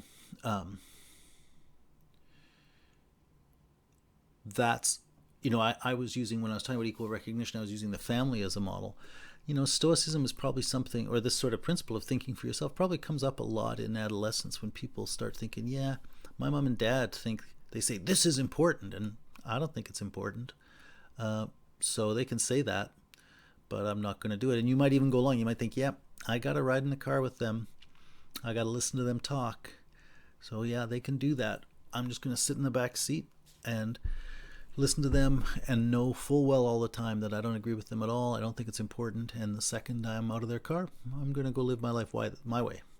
That's Stoic, right? That's Stoicism. That's the relevant sense of Stoicism. That's the relevant sense here. This is the self that identifies what we would call its own inner subjectivity as its proper domain. So there's something quite different here from what we saw with the slave. The slave was the one who who said, yeah, I'm inferior, and defined itself in relationship to the master, himself, herself, whatever, in relationship to the master, in the context of struggling and so on. The Stoic is like, yeah, you can call me a slave if you want, I don't give a fuck. Or you can call me a master if you want. Like, that's not where I'm at, right? Because the relations of master and slave, those are things that are happening. Those are worldly relations. One famous Stoic is the Emperor Marcus Aurelius. Hegel mentions that here. You can be a slave in chains like the Stoic philosopher Epictetus, or you can be the emperor on the throne like the Stoic philosopher Marcus Aurelius. They're both Stoics. Like, they're both people for whom that role doesn't matter. They had their own reasons for having to live it out. Marcus, at some level, felt like he had to live out the responsibilities of being emperor. Epictetus, for lots of reasons, had to live out the shitty life of being a slave. But the point is, neither one of them defined themselves by that. Each of them experienced that as a kind of worldly circumstance they were stuck with.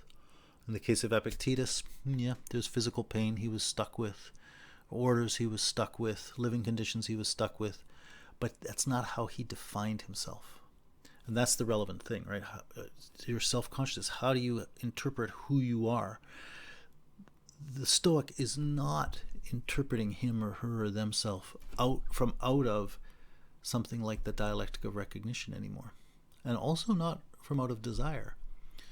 The Stoic is the self-consciousness that is interpreting itself out of what I said before, it's the autonomy of reflective subjectivity. So he says, yeah, in the ancient world. Well, actually, I want to read this little historical bit. So he says, this freedom of self-consciousness, when it appeared as a conscious manifestation in the history of spirit, has, as we know, been called Stoicism. That's 198. And then in 199, the very last sentence, I guess, of 199, he says, As a universal form of the world spirit, Stoicism could only appear on the scene in a time of universal fear and bondage, but also a time of universal culture, which had raised itself to the level of thought. That's actually going to be a little harder for me to explain than I had thought initially, but basically what he's saying is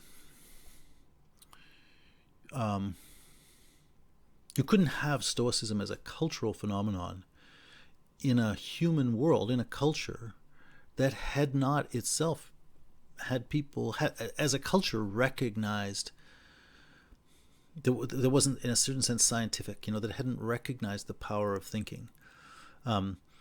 Individual people may very well think, but there is a real history to the development of something like a kind of scientific culture, and the recognition that there is a reality there that we inhabit and that we define ourselves by our powers of thinking and so on. To a significant degree, well, let me start that sentence differently. If you go back and look at figures like Socrates, that's what you see them advocating. And Socrates got put to death in Athens because though to a significant degree ancient Greece is a culture that inaugurated the human cultural recognition of something like what Hegel is calling thought. That didn't define that culture, and it was a kind of ambivalent reality in ancient Greece that, among other things, resulted in an ambiguous reality,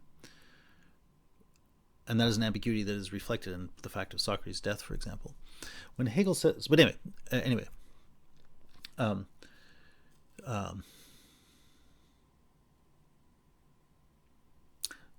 Let me just try to bring that back to the point I actually wanted to make. I actually did want to focus on Socrates. I wanted to identify Socrates as a kind of a good figure of someone like the Stoic. Because Socrates is a guy who tells you to think for yourself, and that's his whole mission, right, is to go around and say people like, don't define yourself by your money. Don't define yourself by your family relationships. Don't define yourself by political power. Don't start off by thinking political power is inherently important, inherently the good, or money is the good, or family life is the good. Recognize instead that you, as a thinking subject, have it within you to have the capacity and the responsibility to basically determine for yourself what matters to you.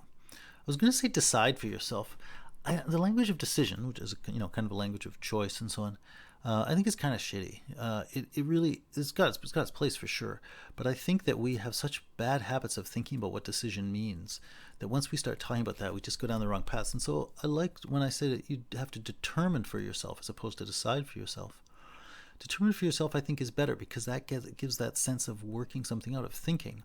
So Socrates, we might be used to saying, "Oh, I decide for myself what matters." Well, maybe that's true, but putting it that way sounds pretty arbitrary and trivial. What Socrates wants you to do is determine for yourself what's important, and that's a matter of the hard work of thinking. I just thought of that word as I was speaking, those words. I think that's kind of a nice way of showing that those issues of choice and issues of thought are not so separate. The practical and the theoretical are not so separate. You're determining what is important. That's a matter of profound significance for your action, but it's something that depends on your ability to think in the sense that we were talking about. So that, in saying that, I think I've finally been able to bring back why I actually think, why I believe our word think is maybe an awkward choice for what Hegel is talking about. I think it's right. I think in the long run, I think he's right to say that. But I think we often polarize choice and thought, for example, practical and theoretical. Whereas what you really need to see is that he's talking about something that's not going to, the reality he's talking about, which is a familiar experience for all of us, is something in which that distinction is not so clear. And I think that I just got lucky by thinking of those words and was able to capture that relevant point in switching from the vocabulary of decide for yourself what is important to determine for yourself what is important, because that language of determining for yourself what is important captures a process that is simultaneously a matter of thinking and a deepening engagement with practical life. And that then helps, I think, best to get what really is Stoicism here. That's what Stoicism is about, is recognizing that it's up to you to determine for yourself how to live. And so I like Socrates as an example of that, because that's what he tells everybody to do. And in the ancient history, the movement of Stoicism in many ways looked back to Socrates as its inspiration. Socrates is quite a varied character. He's got lots of features to him, and I'm going to use him as a central example for all of the shapes of the freedom of self-consciousness that we're going to talk about. But that's the first one. Socrates, in a way, is essentially a kind of Stoic, in that he recognizes the self as the one who has to determine for itself what matters, what's good.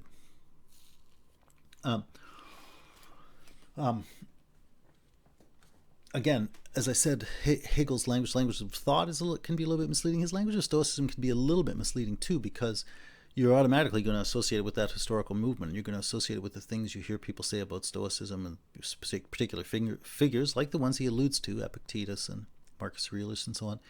And that's fine. That's good enough. But I don't think it captures really enough of the richness of this phenomenon. This isn't just that kind of easily classifiable historical phenomenon. I mean, there's a real point here, and it is the relevant thing about Stoicism. It is that thing that so many people, fortunately, go through, which is discovering and embracing the reality that they have to think for themselves, that they have to determine for themselves how to live.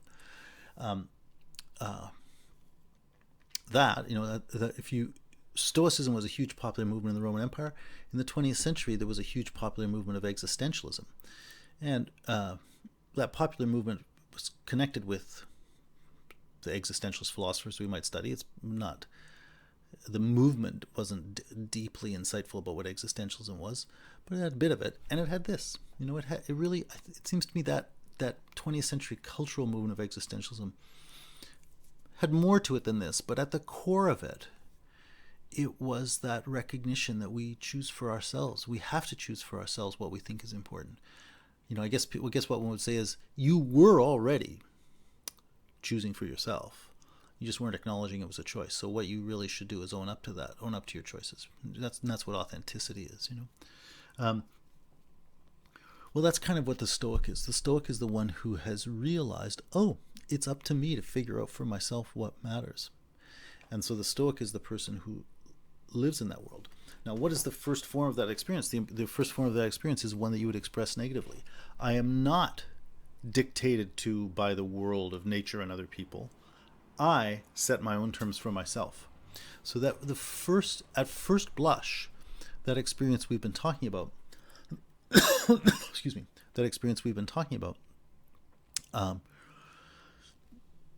looks like a kind of withdrawal into yourself from the world of other people and nature. And indeed, in the historical text, that's often how Stoicism is portrayed and how it portrays itself. And I'm hoping that you can think about this already in the things we've said and see how that seems right. That's the first form of it. What I now want to do is talk about why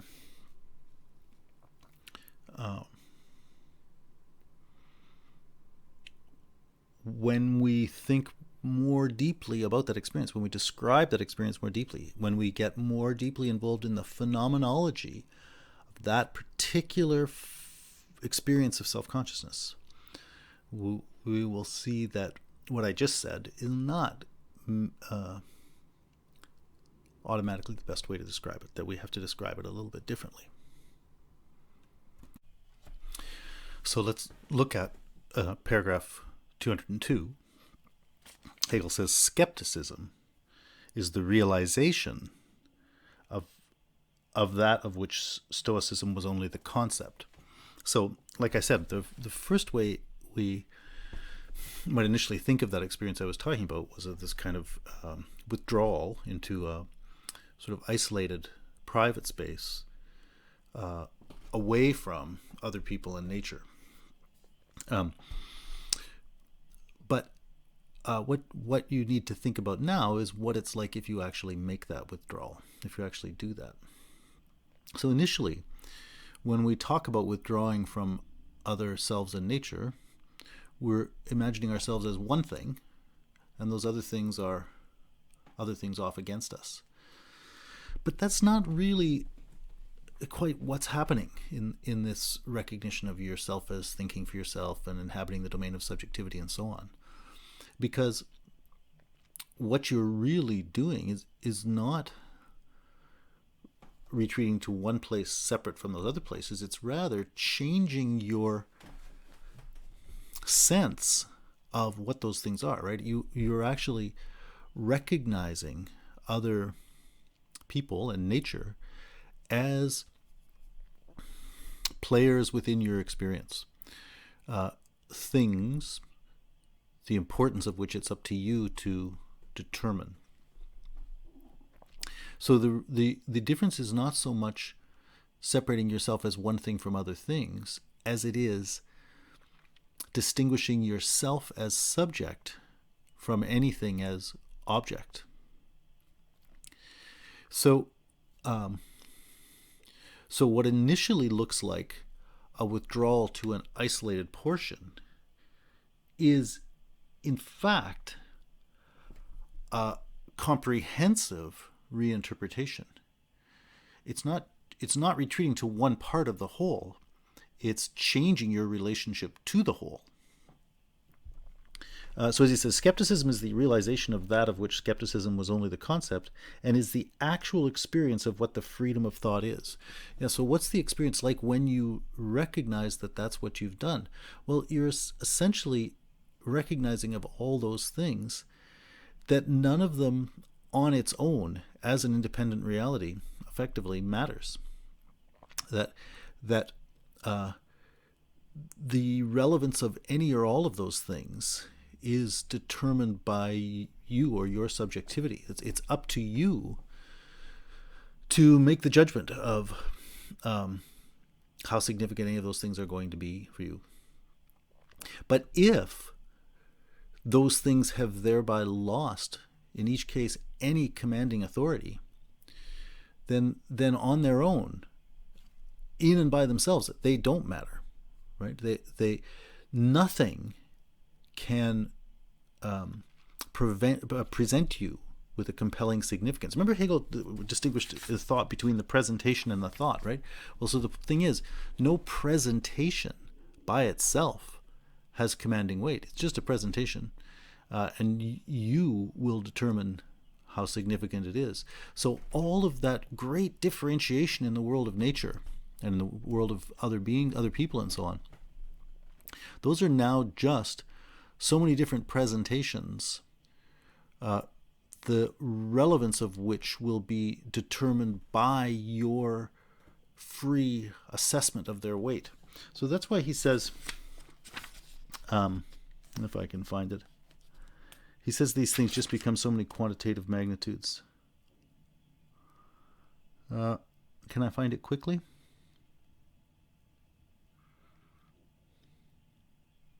Well, actually, I probably will. But let me just read you the rest of that paragraph. The actual experience of what freedom is, the freedom of thought is in itself the negative and exhibits itself as such. With the reflection of self-consciousness into the simple thought of itself, the independent existence or permanent determinateness that stood over against that reflection has, as a matter of fact, fallen outside the infinitude of thought. In skepticism now, the wholly unessential and non-independent character of this other becomes explicit for self-consciousness. In that case, thought becomes the concrete thinking that annihilates the being of the world in all its manifold determinateness. And the negativity of free self-consciousness comes to know itself in the many and varied forms of life. It knows itself as a real negativity, right? So the the freedom of thought annihilates the being of the world, right? That which used to present itself to you as the defining context of meaning within which you were finding a place is now something that on its own has to wait for your thinking to determine and assess its value. So, one way you could say it is, it's all become subjective. The point here, it seems to me, in Hegel's analysis of skepticism, let me start that sentence differently. I talked about the way his words can sometimes be a bit misleading. His word skepticism might be one of those. I mean, he's using it because he's playing on this these ancient schools of Stoicism and Skepticism that come up in a kind of paired way, and he's showing you that there's a reason that they come up in a paired way that's related, in fact, to how the ancient skeptics themselves talked about themselves. But that historical image is that's his chosen way of illustrating this thing that is really a permanent point about the possibilities of self-consciousness. And in some ways it can be a bit misleading.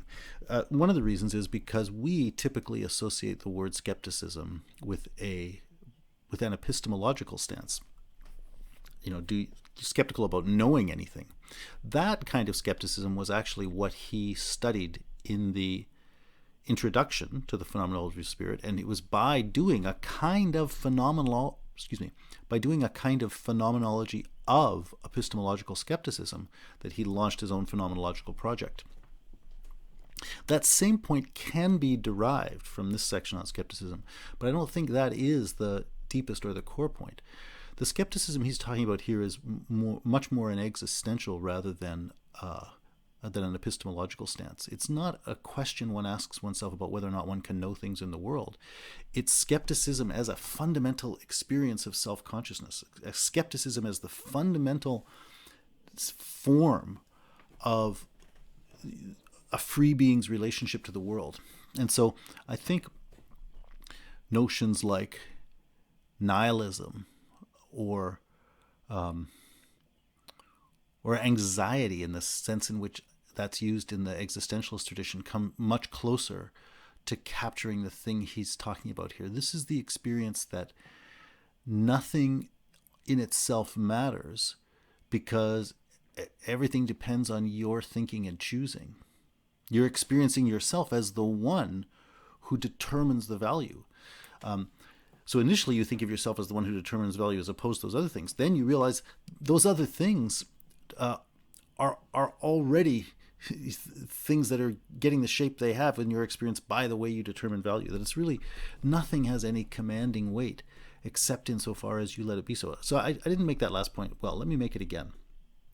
Stoicism may initially seem almost like a defensive move, like the world hurts too much, so you learn to control your emotions and you learn how to stay true to your own basic plan despite the hardships of the world. Right? In that case, the weight of the world is something you take to be real and so on. And your Stoicism is kind of a strategy.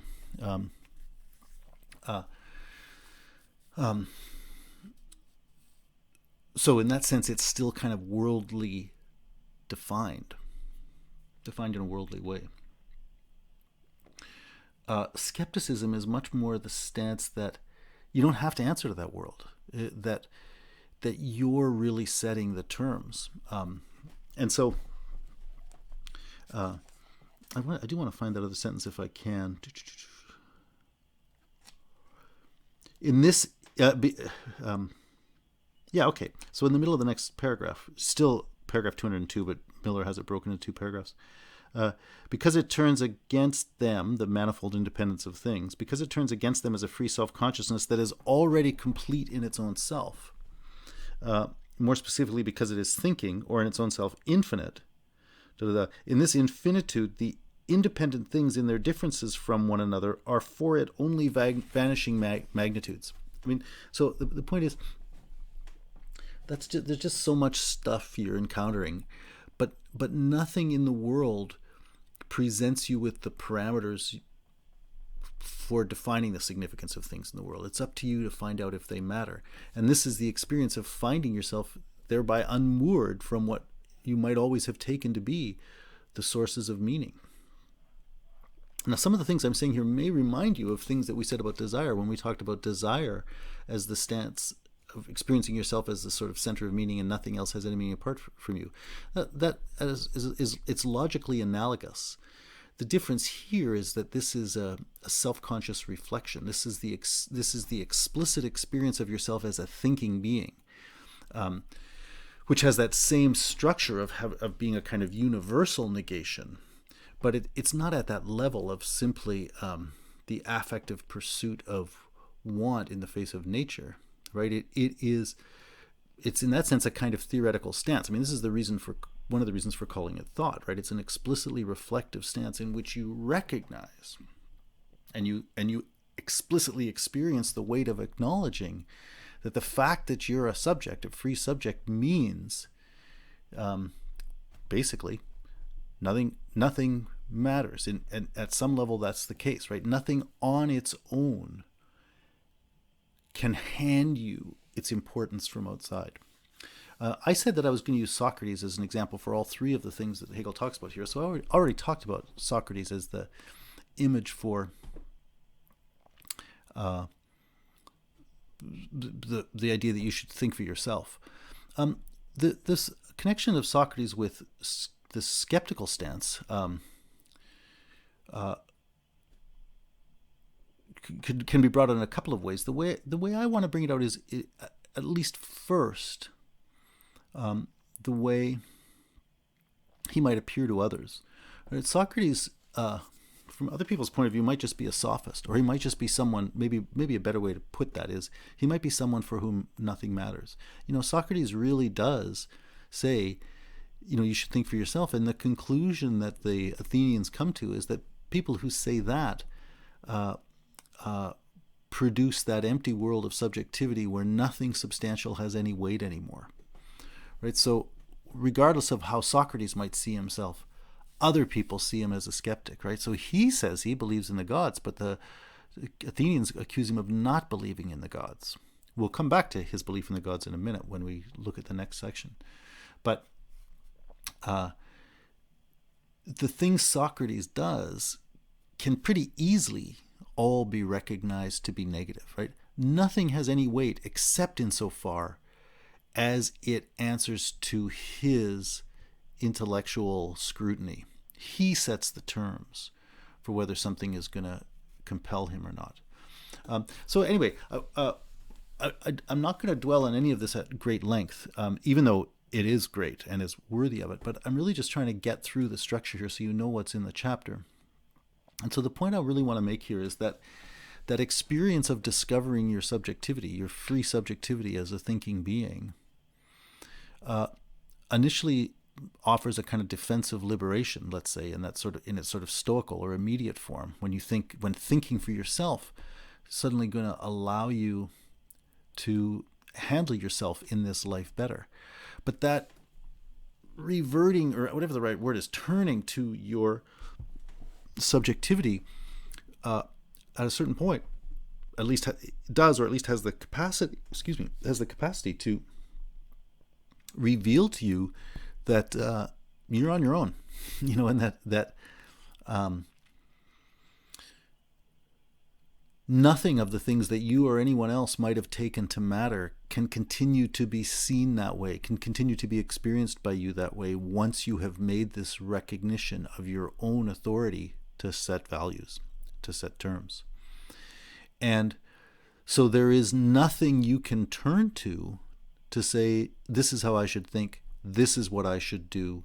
You can't turn to other people because, you can, but if you're doing that, you are just specifying that, other people are the things that matter. You can't turn to nature except insofar as you've already first said, I determine that nature is what matters. You can't even turn to yourself as a isolated individual and say, that's what matters, I'm going to preserve myself, except insofar as you have already picked that as the thing that matters.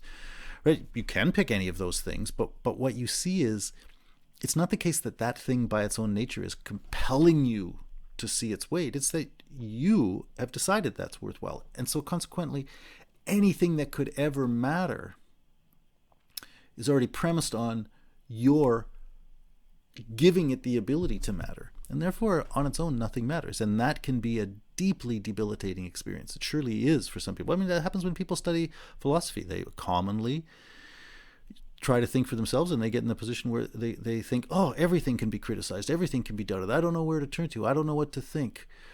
Sometimes they think that's a good thing. Sometimes they think it's a bad thing. But those are good or bad. That sense of it's up to you, where you remain. This single perspective. I don't like the way I started that sentence. Anyway, from either side, making that recognition invites you to recognize a kind of arbitrariness in meaning, which is the same as saying there isn't any. Right? If it's just up to you, then it doesn't matter. Right? Then in a way, nothing matters. So you may experience that as a kind of liberating freedom, or you may experience that as a kind of debilitating freedom. You may think this is this condition I'm stuck with as a subject. I can never get out of the world already shaped by how it matters to me. But that then is another form of self-experience. It's another step in the experience of the distinctive nature of yourself. And as he said, like that's really the fuller playing out of what you actually already recognized in Stoicism. You say think for yourself, and that seems like a great thing. But eventually you see if since you are the kind of being who can think for herself, there's nothing else you can do. That's the only position you're in. And so if you read through those paragraphs, 202 to 205, I guess it is. Maybe it's 201 to 205, 202 to 205. There's not very many paragraphs, but and it's actually, well, if you read through those paragraphs, you will see that he describes this idea of the freedom of thought that becomes that because of its universality can't have its hand forced by anything outside, and that makes for a kind of arbitrary, meaningless situation which you can enjoy or hate. And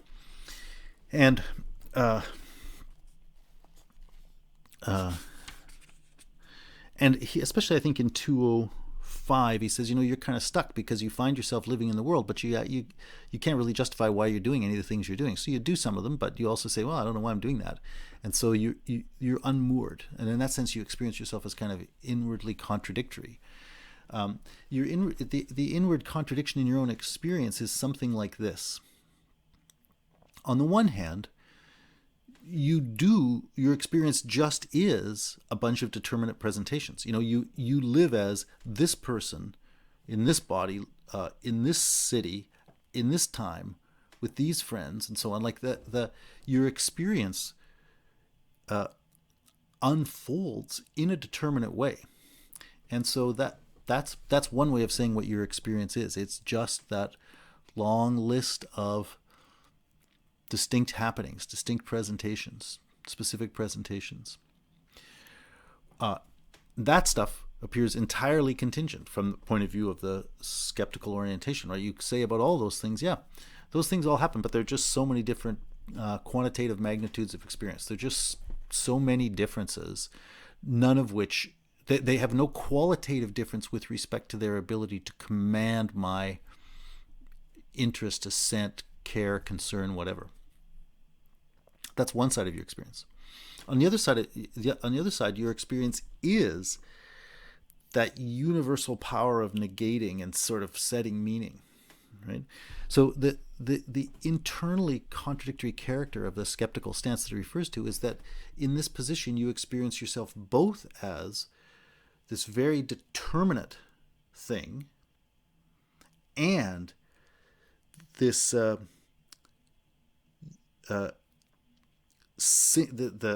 fact of you being a single perspective that universally negates and defines all that other stuff.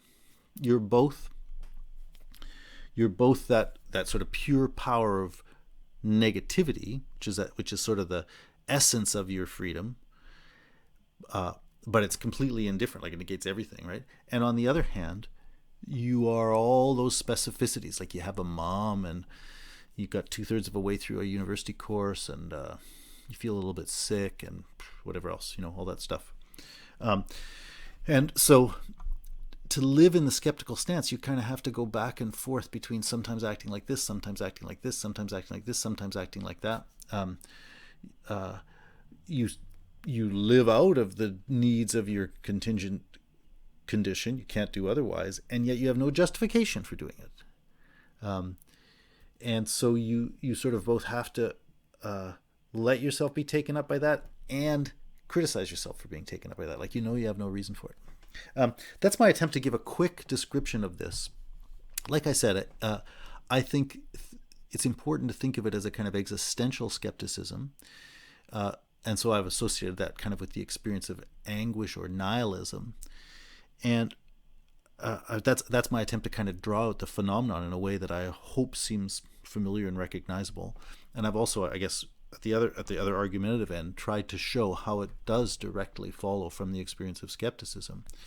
And what I've tried to do from those things is very quickly to just bring you to the point where you can see that thing he concludes with, which is his description of that form of self-experience as defined by these two poles, the kind of unchanging stance of universal negation, and on the other hand, the constantly changing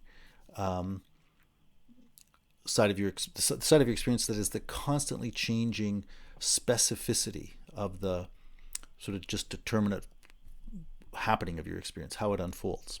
So that's what he says in 206. He says, in skepticism, he's now summing up. The argument has been there in has been made between 202 and 205. And he says in 206, in skepticism, consciousness truly experiences itself as internally contradictory. From this experience emerges a new form of consciousness. That's what we're going to go on to talk about. And that's one that brings together these two thoughts, these two sides that skepticism holds apart. Let me see if I want to read one more thing here. Yeah, that's enough. And so so we had Stoicism as I guess initially, the sort of liberation of the realization that you can think for yourself, and that you therefore are something above and beyond your natural condition, those relationships of recognition, or any of those things. But then, discovering yourself in that new realm that is not just defined by and bound by those other domains of nature and intersubjectivity, has a further consequence, that you experience yourself not as freed by that, but as essentially trapped by it. You're trapped in your own subjectivity. There is no way out, because everything just is that. So all that stuff that used to be outside other people in nature, you now have to realize, oh, that's just inside my consciousness. Like, that's just the determinate unfolding of my experience that has no independent, compelling weight. And that is held, and that side of your experience is held in tension constantly with this thing you've recognized about your free subjectivity, which is that what Hegel calls negativity, right? The basically the ability not to be defined by any of those other things. Right? So now he says, again, experientially, so strictly a phenomenology, we can recognize another experience that we actually have. It's another recognizable form of experience, and we can see that it essentially builds on the skeptical experience. In other words, if you hadn't yet recognized those things, this wouldn't happen. But having recognized those things, there's something further that can be discovered. So let's go back again to Socrates. Socrates, encourages thinking for yourself. But if you do that, you will effectively say goodbye to all those things that you used to rely on to give your life meaning. Like, you were a son or a daughter or a sister or a best friend or a university student or, whatever it is. Those things no longer comfortably tell you who you are and how you should act and how you matter. because you recognize that there are roles, that the significance of which it's up to you to determine. So it's up to you to think for yourself, and it's up to you, therefore, to determine who you're going to be. But if nothing in the world can determine you, then that makes it seem like it's just going to be arbitrary, and hence the sense of nihilism. Nothing matters. And so Socrates is accused of producing, nihilistic people who he gives them excuses for disregarding the things that should matter and should bind them, and then just leaves them free to arbitrarily do whatever they like once they've seen that all supposed values are really meaningless and uncompelling. That's one thing that can happen. I mean, that is a real experience of the freedom of thought. Like anybody who has become a thinking being, seriously, who's recognized themselves as someone who needs to think for themselves, surely has encountered that.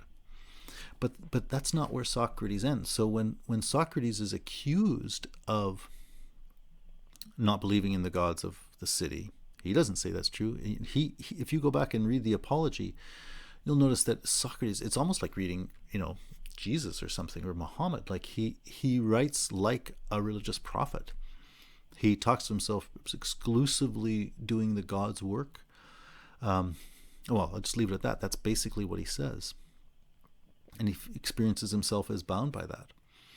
So what his stoical / skeptical perspective of free thought does is it liberates him, it removes him from the conventional ways people have of thinking and acting. But that doesn't lead him, some people say, it's all just convention, and then they say, you can do whatever you want. It doesn't lead him to that conclusion. It leads him actually to a more profound experience of being bound. So he experiences himself as answering to the command of the God. He doesn't portray himself as someone who has unambiguous insight into what that is. Hence he is often questioning himself, what am I, and am I right? He puts his thought to the test, and he always says, I don't know. But though he doesn't know, what he does experience himself is bound by the permanent sort of eternal weight of the good and the true and so on. And Apollo, he gives it the name Apollo or he gives it the name, or he calls it the god by which he means Apollo in the Apology. I can't remember which. I mean, he definitely says the god. I can't remember if he says Apollo. But Socrates, in other words, in turning to that experience of freedom, finds within that freedom not the arbitrary power to do whatever he wants, but finds within that experience an imperative. He finds an authority commanding him, not from outside the world, not another person and not nature. He finds an authority commanding him from within his own experience of freedom. Let me give you a very familiar example of that exact thing that I imagine you'll recognize immediately. And when you recognize that immediately and then see it in the terms in which I've just been describing Socrates' experience, I think you will see that those terms fit, and then you will be able better to understand what I'm saying. And think of simply doing addition. If I ask you what 2 and 2 is, you say 4. Well, if you can add, you say 4, if you speak English. That's because you understand. That's a matter of thinking in the sense we talked about it with Stoicism. You understand what 2 is, and you understand what and is. You understand what equals is. And when you think through what it means to say 2 and 2 is 4, you immediately recognize that, when you think through what it means to say what is 2 and 2, you immediately recognize that the answer is 4. You recognize it, not someone else. It's not. You're not like those graduate students I referred to who just refer to whatever it was, Hegel's dialectic or Heidegger's anticipatory resoluteness, or I can't even remember the other one I used, Kant's categories. These aren't just labels. You don't just use to as a label for something, and as a label for something, and to as a label for something, etc. So that when you say 2 and 2 is 4, you just put some markers in the right place. No, you know what you're talking about. You are actually using those terms to describe a grasp of relationships of quantity that are quite transparent to you. So you do it. And it is a matter of thinking in exactly the sense Hegel describes. The thing that's interesting there, though, is that it is a real question and it is a real answer, right? I ask you what is 2 plus 2, or maybe I give you one you're not so used to. If I say, like, what's 35 and 13, you might have to think for a second to come up with the answer 48. And that's not just a matter of memory. It's a matter of you thinking through the quantitative relations. They're not particularly hard. And you could have just memorized it, but presumably that's not what you do when you say 35 and 13. You think about it for a second and figure it out. And then you answer it. So that's why I say it really is a question with an answer. And what that means is when you say 48, you're asserting that. Right? That's an expression of your being confronted with the possibility of giving different answers and selecting the right one and asserting it. And you could even make a mistake. I could say, what's 35 and 13? You could say, oh yeah, that's 46. And I say, no, you're wrong. And you can think about it and you can recognize that you're wrong. And in doing that, and then you say, oh yeah, it's 48. In recognizing that you're wrong, you recognize that when you assert the answer, when you give the answer, wrongly or rightly, you are affirming something. Right? It's an expression of your perspective. If you have an answering machine, if you have an adding machine, an old, like a calculator, you push a button that has the numeral 2 written on it, and you push another button that has a cross on it, like a plus sign, push another button that has 2 lines, like an equal sign. You can push what looks like 2 plus 2 equals, and lights will light up on a screen in a shape that's roughly like the numeral 4. There was no thinking there, and there was no affirming there. That was just a bunch of electricity. Somebody, well, and other mechanical things too, with buttons being pushed down, but that's just physical relationships. No adding happened there. And somebody can just as easily rewire it so that whenever you push exactly those same buttons on exactly the same machine, just rewired, you can push what looks like 2 plus 2 equals, and the machine will always say 5, right? The machine can't add. Rather, physical and electrical, well, I guess electrical is physical relationships carry on consistently. So someone figured out how to shape the performance of some physical relationships in a way that could be matched up to certain buttons that say 2 and 2 on the 2 and plus and equals, so that the right result will come up when you push down the right keys. It's a bit of work to set up the set of steps that will produce the right results, right? I mean, that's ultimately what an algorithm is. Making a little machine that will do it correctly, let's say a mechanical machine before an electrical one, took a bit of work, but it took some figuring out, and you can make a machine that will give you the right answer within the parameters it can work in, but it takes quite a bit of work to get that together, but once you got it together, it works. It's more sophisticated to figure out an algorithm for that or other quantitative relations, but the point is, in none of those cases is any thinking happening, and therefore in none of those cases is there any freedom. All that's happening are physical processes are being carried out according to the familiar laws of nature. Nothing changed there. Whoever just figured out how to map that onto some symbols that correspond with something we want to understand and think about. And in fact, the physical process can be used to produce physical images that correctly represent the signs of some quantities that we can understand. But there's no understanding, there's no thinking, there's no freedom there, right? So the thing I'm really trying to distinguish is you answering the question, what is 35 and 13? And an answering machine going through its mechanical or electrical process because somebody pushed some buttons where lights in the shape of a numeral 3 in the shape of a numeral 4 and the shape of a numeral 8 show up at the end, right? One is thinking, the other is just mechanics, nothing else to it. So here's the point then, just to get back to it. When you add, that's an expression of freedom. That's an expression of thinking. But what's overwhelmingly important there is that though you thought it, it wasn't up to you to make up the answer. There's nothing arbitrary about it. In your thinking of what 2 plus 2 is, you recognized the necessity of giving the answer 4. And you could even lie and give the answer 5, but in doing that, you know you're lying. I mean, you can make a mistake, that's a different thing. But you can choose to say 5, even though you know the answer is 4. You can put those words 5 out of your mouth, but you are actually not capable of thinking the quantitative thought of 2 plus 2 and not recognizing the quantity of 4 because they're equals. That just is what is involved in thinking that through.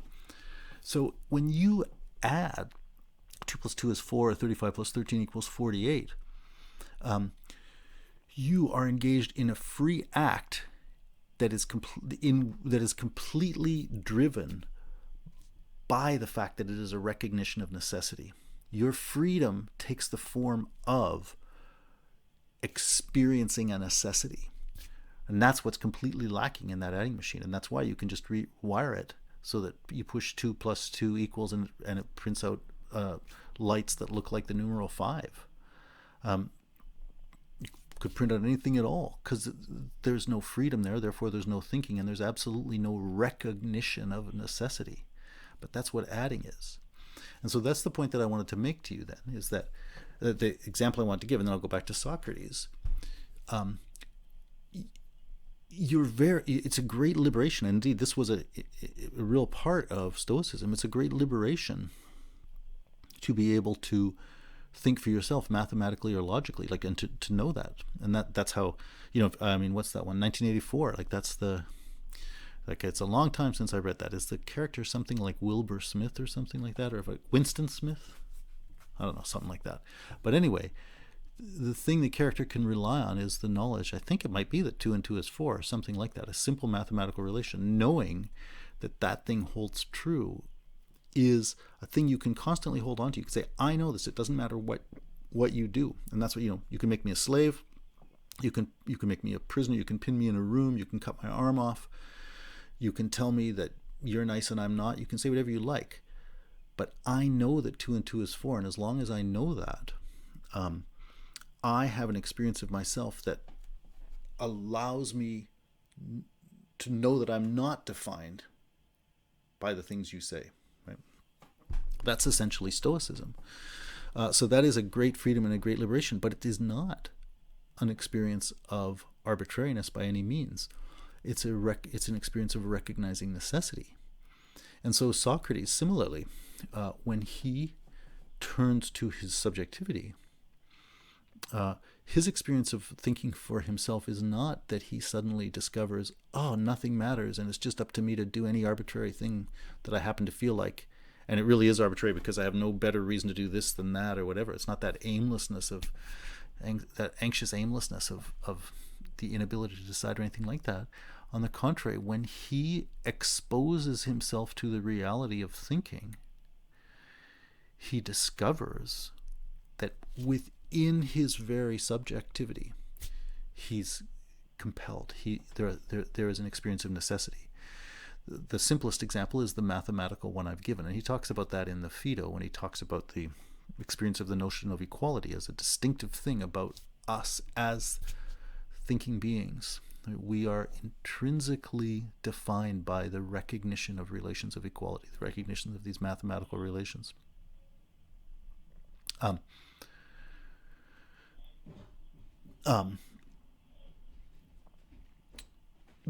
So that's one of the things about us as free beings. We recognize necessity, but there are others too.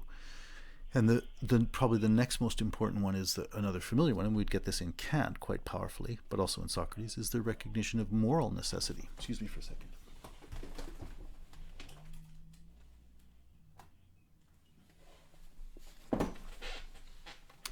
That was my son calling, but this time I don't have to get him.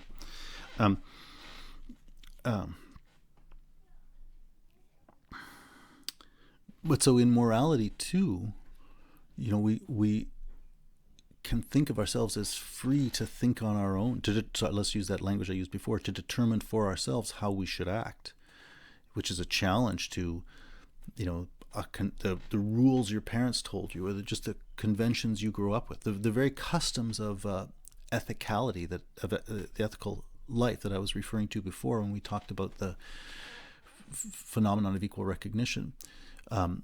It can be profoundly liberating to realize that those values that you were handed don't automatically command, but you're going to think for yourself about what matters.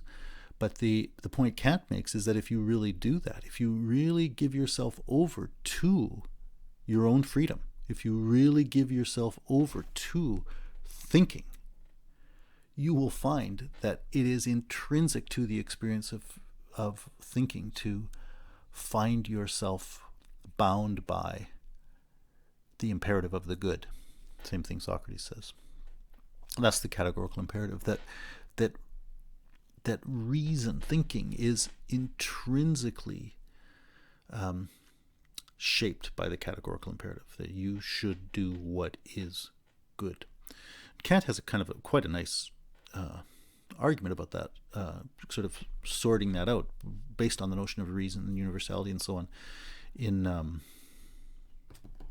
groundwork. If you want to pursue that particular theme more, I really just want to bring that up because I think these examples of mathematics and morality are both pretty familiar and recognizable ways in which we experience our own freedom as an experience of necessity. And now bring it back to the text. That is really where we're at with this last form of free self-consciousness. The skeptical self-consciousness was this internally disrupted one, where the relationship between that negating power and the universal negating power and all the determinacies of contingent historical experiences is a sort of indifferent one. But what Socrates and Kant and the mathematician show us, on the contrary, or it's not that they show us, I mean, they, in a way they do, but it's more like what they alert us to in our own experience. If we choose to reflect, to turn on our experience and describe accurately what it's like, if we choose to do phenomenology, if we turn to our own experience, what we truly recognize is that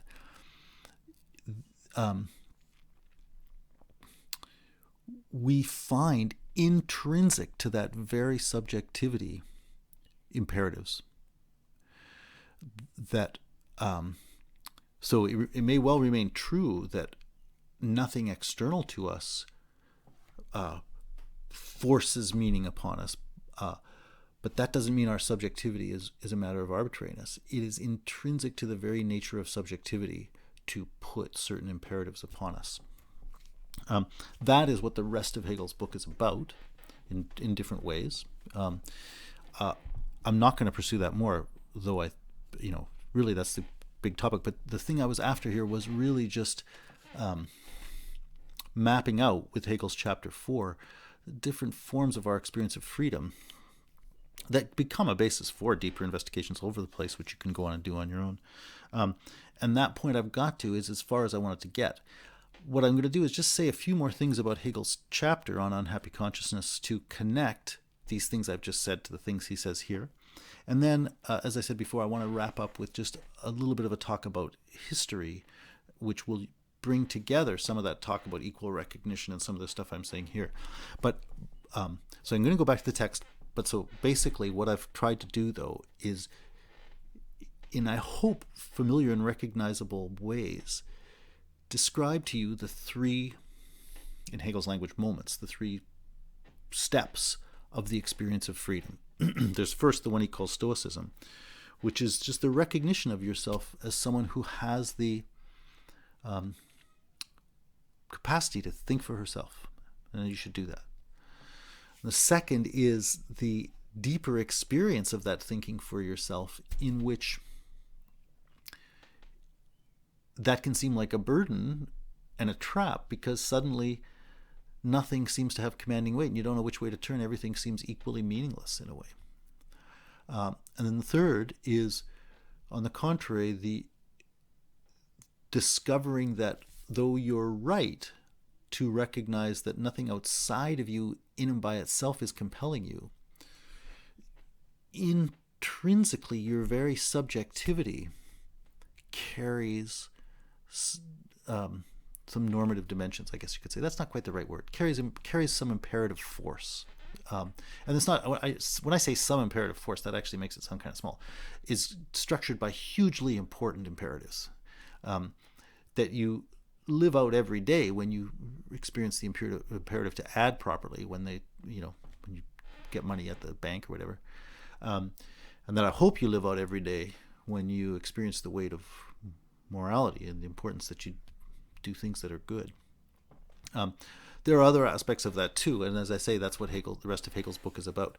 But I wanted really just to map out those three sorts of experiences so that you recognize those dimensions of what he calls distinctly the experience of freedom, or the phenomenon of freedom.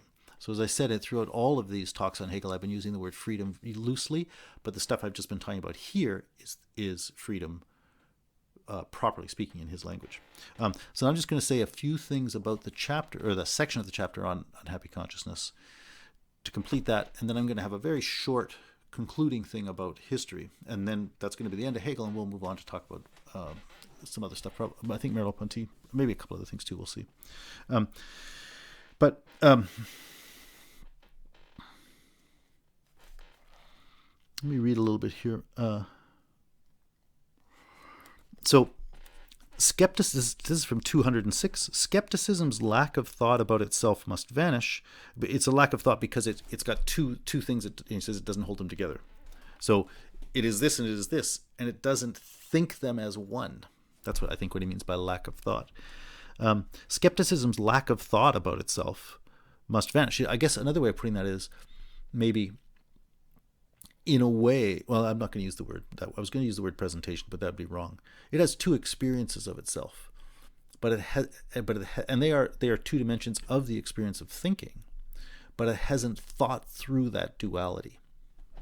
So skepticism's lack of thought about itself must vanish because it is in fact one consciousness which contains within itself these two modes. So the new form, which he calls unhappy consciousness, and which I've been using Socrates to exemplify in his experience of having to answer to the god at Delphi and so on. This new form is therefore one which knows that it is the dual consciousness of itself. On the one hand, as self-liberating, unchangeable, and self-identical, and on the other hand, as self-bewildering and self-perverting. And it is the awareness of this self-contradictory nature of itself. Okay, so this stance, which Hegel calls unhappy consciousness, is the experience of oneself in which one recognizes about oneself that there's kind of an intrinsic tension. You are both a voice you have to answer to and a living flow of experience. And it's not that easy to put those things together. So think about Socrates. Socrates experiences himself as answering to the command of the good, answering to the god at Delphi. But he's also a guy with a snub nose and friends like Charmides and Chaerephon and his wife Xanthippa and children Menexenus and I can't remember the other names, born in, let's say, 469 BC in Athens and having fought in certain military campaigns, etc., etc. That's the guy he is. Poor, he says. Presumably that's true, actually, but poor. I guess the debate about him is whether, in fact, he has an aristocratic history or not, but that's another question. Interesting to me, but not to our Hegel studies. Anyway, so he's those specific things, and as that specific person, like, he can't shake that. That's part of who he is. It's part of his experience to have that. But it's not transparent by any means how that him relates or is to be related to the him that is the experience of the imperative to do the good or to follow the god, right? He's stuck, like, saying, how do I, this determinate guy, live out me as the receiver of this imperative, me as the one who experiences this? With adding, it's typically not so hard, because we start off by saying we're going to talk in terms of dollars and cents. And so you got $3 and this thing costs $2.50. How much do you have left? And you say, oh, I have 50 cents left. There, you pretty straightforwardly know how to take the imperative to work out relations of quantity properly and bring it to bear on the specific problem of $3 minus $2.50. That is, so it can look pretty easy. It's not so easy in other contexts. You don't always know how to divide things up quantitatively. Like a person. In what way is a person one? I don't want to go too far into this, but just to get you thinking a little bit. Here's a political question. Are people individuals first, or are they members of families? An issue that would come up if we continued studying in this book. If the courts decide that you are one person and you're an individual, they will require you, therefore, to be in your cell by yourself, to answer questions on your own on the stand without anybody there beside you, blah, blah, blah, right? They say you are a one, and this is the unit. This is how we count. How do we count people? That's one and that's one. But, it's been an issue in... certainly in Canada, my country, but presumably elsewhere too, it's been an issue bringing those legal prescriptions to bear on immigrants from other cultures. That I'm thinking of a particular instance. I think it must be a Muslim woman who was forced to appear in court. There are a couple of different cases in my mind, and I can't remember which is which, and I won't get into the charges, the relevant case, although you can probably guess what some of the issues could be. But in any case, she lives in a world, she comes from a world and experiences herself as belonging to a world where she doesn't think of herself so much as an individual separate or separable from her family. Now, she doesn't so much think of herself as a person who just speaks her mind on her own. And for her, first of all, have to appear in court by herself and do and say various things, for her to not be able to have maybe her dad or her mom or her brother present beside her to talk with her about what she should say or whatever, lots of other things. For her not to be able to have those things can seem actually like quite an injustice, and it can seem like you were wrong when you said the one is her. Again, what I'm getting at is it's not unambiguous what the unit of human life is, whether it is individuals or, in this case, families, but maybe it's even just intimate relationships. Can intimate partners be separated from their intimate partners? Do they live as individuals, or do they live as members of a couple that is the real unit? What I'm trying to do is talk about more substantive human relationships as issues of quantity to help make it clear that it's not transparent often how to put pure quantitative relations onto the complex world of actuality. It's not so clear how to count what's in the room. To count what's there, you have to first decide how you're going to cut it up and say what the pieces are.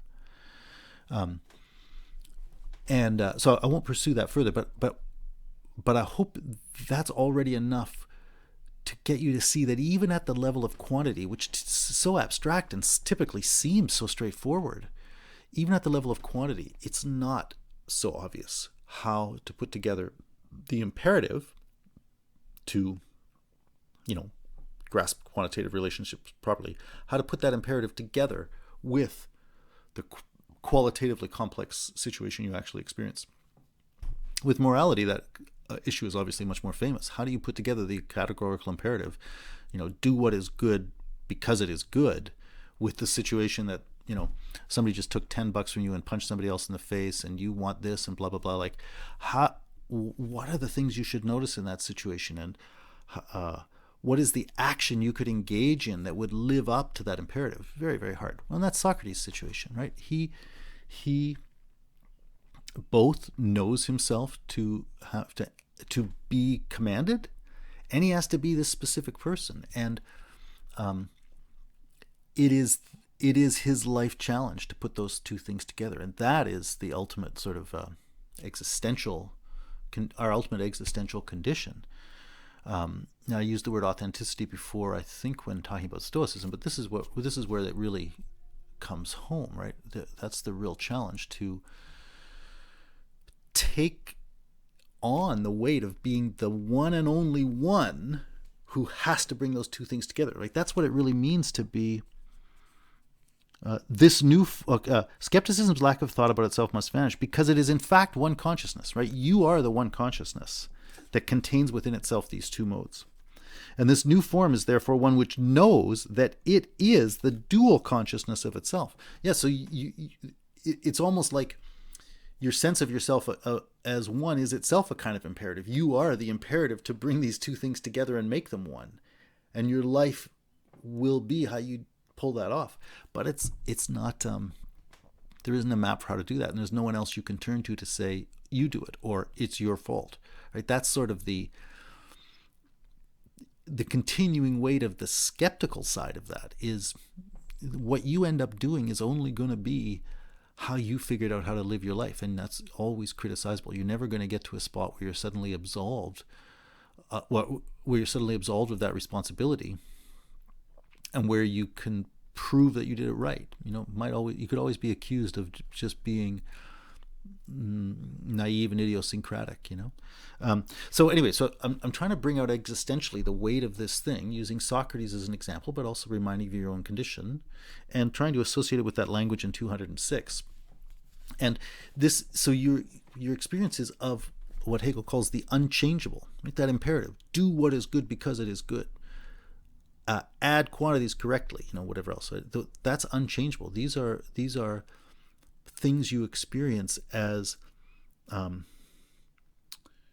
universal and necessary imperatives, definitive of the very experience of freedom.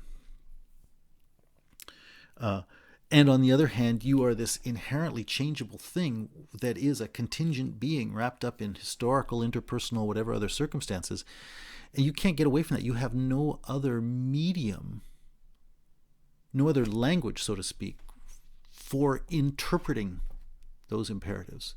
And that's your job, is essentially to translate that imperative into this situation. But this is this inherently changeable thing that operates on completely different terms than those imperatives. And so that's the bind and the difficulty of the unhappy consciousness. And that's why he calls it ultimately unhappy consciousness, because the ultimate nature of our own condition of free beings is one where you can't pull those things together. It's inherently unhappy in the sense that it's not the happy consciousness where everything just works out. He's not so much talking about whether you enjoy it or not. He's using happy in that sense of, do they fit together or not? Like, it's not a happy fit. It doesn't mean you feel bad. It means you will never live your free subjectivity as something unproblematically reconciled with itself. It's a permanent challenge and a permanent tension. And so he also calls it unhappy, because that's the unhappy. He calls it unhappy consciousness as the last name for what he's been talking about as self-consciousness. So typically consciousness is the awareness of something else, and then self-consciousness is the awareness of yourself. He says the ultimate form of self-consciousness is unhappy consciousness, which means, in other words, that there's a basic way in which you experience the very essence of yourself as something you're not quite on the inside of. It's these imperatives, the God that Socrates answers to. But that's not an alien thing. It's not something outside. It's something you find within your subjectivity. So within your subjectivity, you find a kind of another. You find something that is you, but you can't really identify with it from the inside. And so it is something of which you are conscious, but not conscious in the sense of being conscious of it, the way you normally say consciousness of an object. It's a kind of consciousness of the imperatives definitive of subjectivity.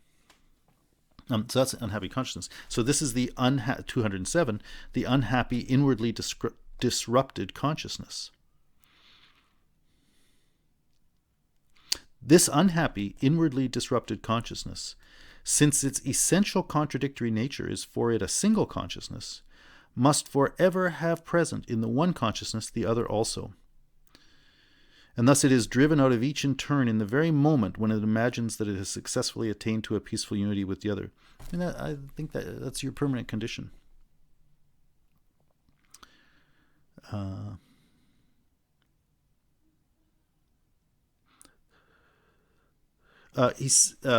more. This is a long section, and this is another good example of a section where Hegel seems to enjoy spending a lot of time talking about things that are not very complicated and not very helpful. So he could have done us a favor and spent more time sorting out the important stuff.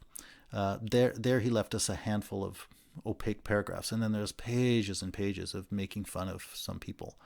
So I'm certainly not going to go through the whole paragraph. I'm not even going to go through all the hard stuff, but I'm just going to identify, I think, three sort of crucial markers.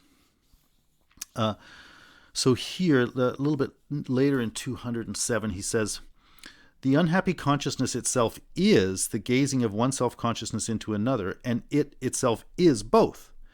And the unity of both is also its essential nature. I mean, I hope that all sounds like stuff I already said. But he says, but it is not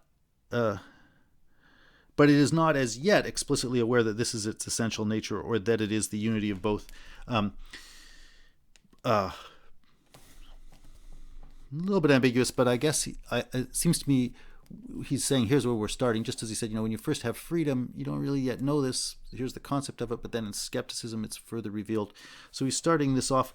So he's saying, unhappy consciousness has an immediate way in which it begins, but it's got a path to follow. And he tells you what that path is in paragraph 210.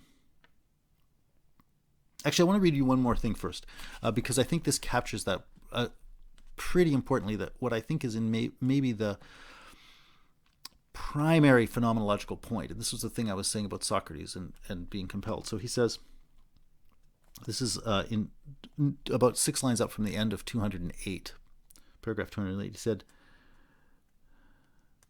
the attitude it assigns to both, therefore, cannot be one of mutual indifference. That is, the unhappy consciousness, cannot itself be indifferent towards the unchangeable. Rather, it is itself directly both of them and the relation of the two, the changeable side and the unchangeable side. The point I want to make there is that here's the experiential phenomenological distinction. As a free being, you're not capable of being indifferent to the unchangeable. As a free being, you're not capable of not experiencing the weight of mathematics. You're not capable of not experiencing the weight of morality and so on. That's what he's saying. You can't be indifferent to it. It's not an alien thing. It's something that has commanding meaning for you, intrinsic to your very subjectivity. So about other things, we were saying your freedom makes it seem like it's up to you to decide how they matter. But this isn't like this. This sets the very terms for your mattering. Okay, I just want to read you paragraph 210, if I can find it. Oh yeah, it was right after that. He basically says in this movement, unhappy consciousness goes through 3 stages. The first is there's a form of this experience in which you recognize the compelling weight of something, but you treat it as just an alien force commanding you. There's a second, I can't quite remember how. The second is experiencing that force as realized in something in the world. The third is finding yourself as an individual already present in it, something like that. You can read paragraph 210 to get the threefold way in which unhappy consciousness is experienced. The point is, people can have that kind of experience that Socrates had in different ways. So Socrates, well, let me say it again. People can be religiously devout for good reasons, not just because they grew up in families that said you should do this and they just carry on conventional things and they're, closed-minded conformists or something. That's the way people secular people often criticize religious people, and no doubt there are lots of people who fit that description. But people can be quite sincere and meaningful in their religious devotion, thinking about what Hegel says here, in a way rightly recognizing that there is more to their experience than their own subjective will. And in that sense, recognizing the inadequacy, the insufficiency of a kind of skeptical attitude, kind of comfortable nihilism or something like that, while nonetheless experiencing themselves as free-thinking subjects. Right? So they can experience themselves as free-thinking subjects, which is kind of like the Stoic move. See the way that often produces something like skepticism, and maybe even feel some weight of that, but also believe that that's not true, and just have a sense that there is something, more important that commands them, or that they have to answer to, even though they might not be that profoundly articulate about their own experience. And the fact that they may not be that articulate about it doesn't mean they're wrong. But so people can be religious in a meaningful and in a certain sense correct way, without having recognized, in the sense he's saying here, that the unchangeable that you answer to has, is not an alien being like nature or another person, but is something intrinsic to the very nature of free self-consciousness. And if you really want to study that, you're going to have to turn to people like Kant and Hegel and so on to sort out what that's like. But people can have a version of that experience without having sorted it out. And so in this chapter, he's sort of saying, there are ways that this experience of unhappy consciousness shows up in human life before it reaches its fullest, most mature form, which you would find in, I think, for example, Socrates. And so, having seen what it can be in someone like Socrates, you can recognize, there's another thing that's kind of like it. But so paragraph 210 is sort of saying, here are the ways that people kind of go through that, and he maps out these three things. So again, I'm not going to go through that before. I've written about it lots of times. But I think if you're reading this book, I think paragraph 210 is the one you really have to read. The last thing I want to refer you to is actually paragraph 231, which is the first chapter of Reason, not the final chapter of the self-consciousness, not the final paragraph of the self-consciousness chapter. And that's because, in going back to something I said in my long digression at the beginning, I think Hegel kind of put the chapter division at the wrong place. I think the chapter division should be between paragraphs 231 and 232, not between paragraphs 230 and 231. Because in paragraph 210 that I just referred you to, he tells you what the fully developed form of unhappy consciousness is really like. And that's what I've been describing with respect to Socrates and so on. And it's in paragraph 231 that he describes that. So it seems to me, he leaves his discussion of unhappy consciousness incomplete in this existent chapter by one paragraph, because he spends a lot of time talking about some variants on what he, in paragraph 210, identified as the second form of unhappy consciousness, and which is ultimately unsatisfactory. And as I said, he writes a lot of paragraphs about it because it's not hard to understand, and it's easy for him then to show off and play out all the ways he can show you, you do this, people do this wrong thing, they do this wrong thing, they do this wrong thing. It's not hard to understand, and there's pretty interesting stuff is revealed in it. But I think it's a pretty easy ride for him. Whereas paragraph 210 by itself is it takes quite a while to work through that, and it would have been nice if he'd spent a little bit more time unpacking that for all of us who want to read it. But I think if you do unpack it, you'll see pretty clearly that he never, in the chapter on unhappy consciousness, in the official chapter, talks about what in paragraph 210 he identified as the third form, which is the real one. That's the form it's supposed to take. And he does in paragraph 231. Paragraph 231 lays out in almost exactly the terms that he's already set up. So that's what you should turn to. So that's just a little bit about the text so that you can read it. Let me just finish that and then go on to talk about my last thing about history. So anyway, what I was really after there was just to continue our story of freedom and self-consciousness, and to get you through the rest of Hegel's chapter, and to complete the basic story of the dimensions of self-consciousness. And here I wanted to show you, or to explain to you what I understand him to be showing about this experience of freedom that is the sort of autonomous domain of self-reflective subjectivity that is not reducible to relations of recognition. It's not reducible to relations of desire or any of those things.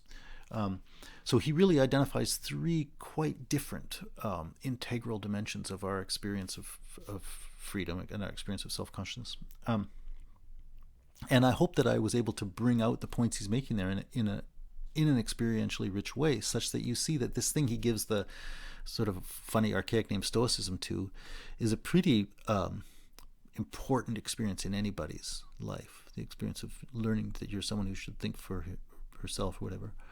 And then skepticism as the predictable consequence of taking that really seriously, namely you lose your sense to know what matters. And then finally to talk about quite a different kind of experience, but a real one and an important one, that we discover sources of meaning within our subjectivity. They are not things that we control. They are things rather that kind of dictate stuff to us, and they in a way supply us with terms, or rather they supply us with imperatives, and we kind of have to figure out the terms, but they supply us with imperatives that direct us towards the rich complexity of our empirical life. And our task is in a way to figure out how to translate the terms of those imperatives into the terms of empirical life, or rather to find terms that will allow us to translate the imperative into the richness of empirical life. Hegel's further study of that stuff is great, and the study of morality in particular in chapter 6 on spirit is really quite good, and that's where some of the power of that really comes out. And it's relevant to all kinds of other things too. But I'm going to leave it there now. Just to wrap things up, I'm going to bring this back finally to that point about history, and this I hope will be short, but sometimes I go on. We saw at the beginning of this that equal recognition points to human community. That's the place where it happens. But so human communities themselves are ways that people recognize each other and build a shared life on the basis of that. There are specific terms in which we recognize each other. We come to use things like, wife or daughter or husband or boyfriend or whatever. We come up with our set of relationships that we're going to use for saying what people can be and so on. And those can, there's probably lots of specifications there. They probably lots of ways in which they differ from this culture, that culture, whatever. So there are lots of those specificities. But at the core, there are some key interpretive things.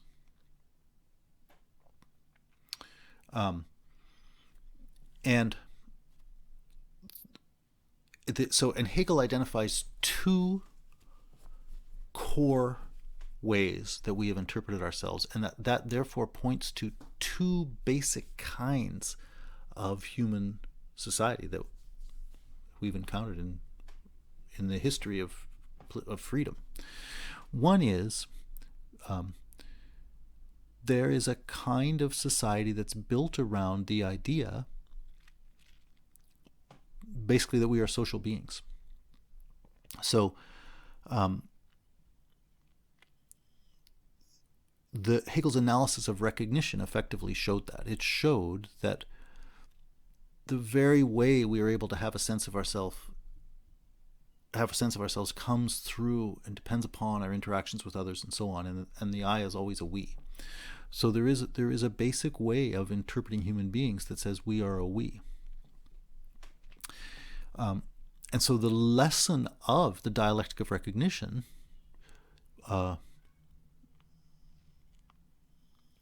that's one that in significant ways societies have recognized from the start. It's kind of the condition of societies, and societies can build themselves on that understanding of what we are. The sense of that will become clear once I say the other one. The thing about the study of the freedom of self-consciousness is that it showed us something else.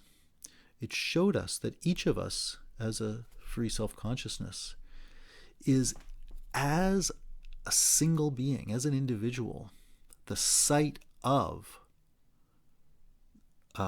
the appearing of absolute value. You, as an individual, experience the categorical imperative, the imperative to be good. And that may very well dictate to you that you, as an individual, refuse to participate in the relationships and practices that your society tells you are good. Right? So the point is, there is an irreducible singularity, let's say individuality. There's an irreducible individuality that characterizes us. And the thing we were just doing in our study of section B of self-consciousness shows us that that's how we find ourselves, and how that's who we are and who we find ourselves to be, and in a way that we can't just shake off. That's what he said when he said you can't be indifferent to your experience of the unchangeable. And so you can also have a society built around the recognition of human beings as that kind of thing. You can have a society built around the recognition of human beings as individuals, each of whom is a unique site of responsibility for recognizing absolute value.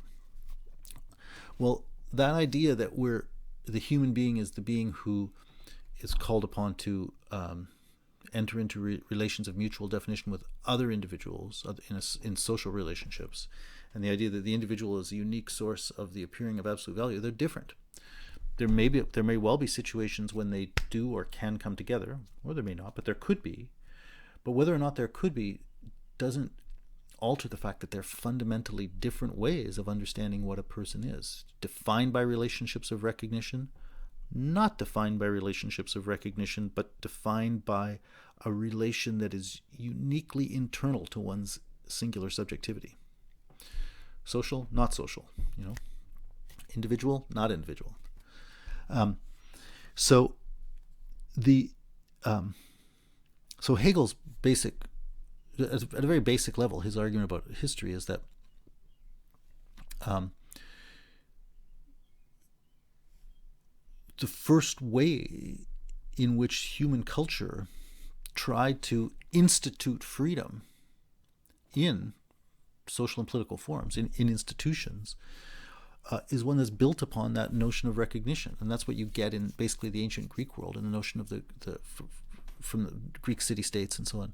You get a notion of the human being as a kind of social being.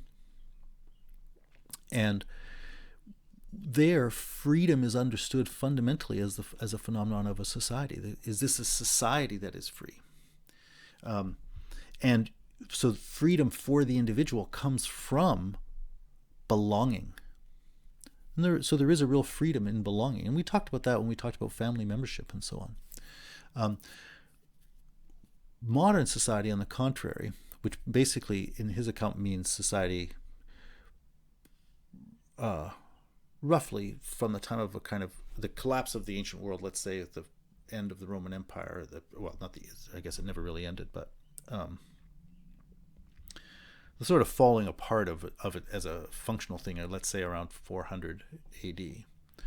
Because people tend to think of that as kind of the collapse of the ancient world.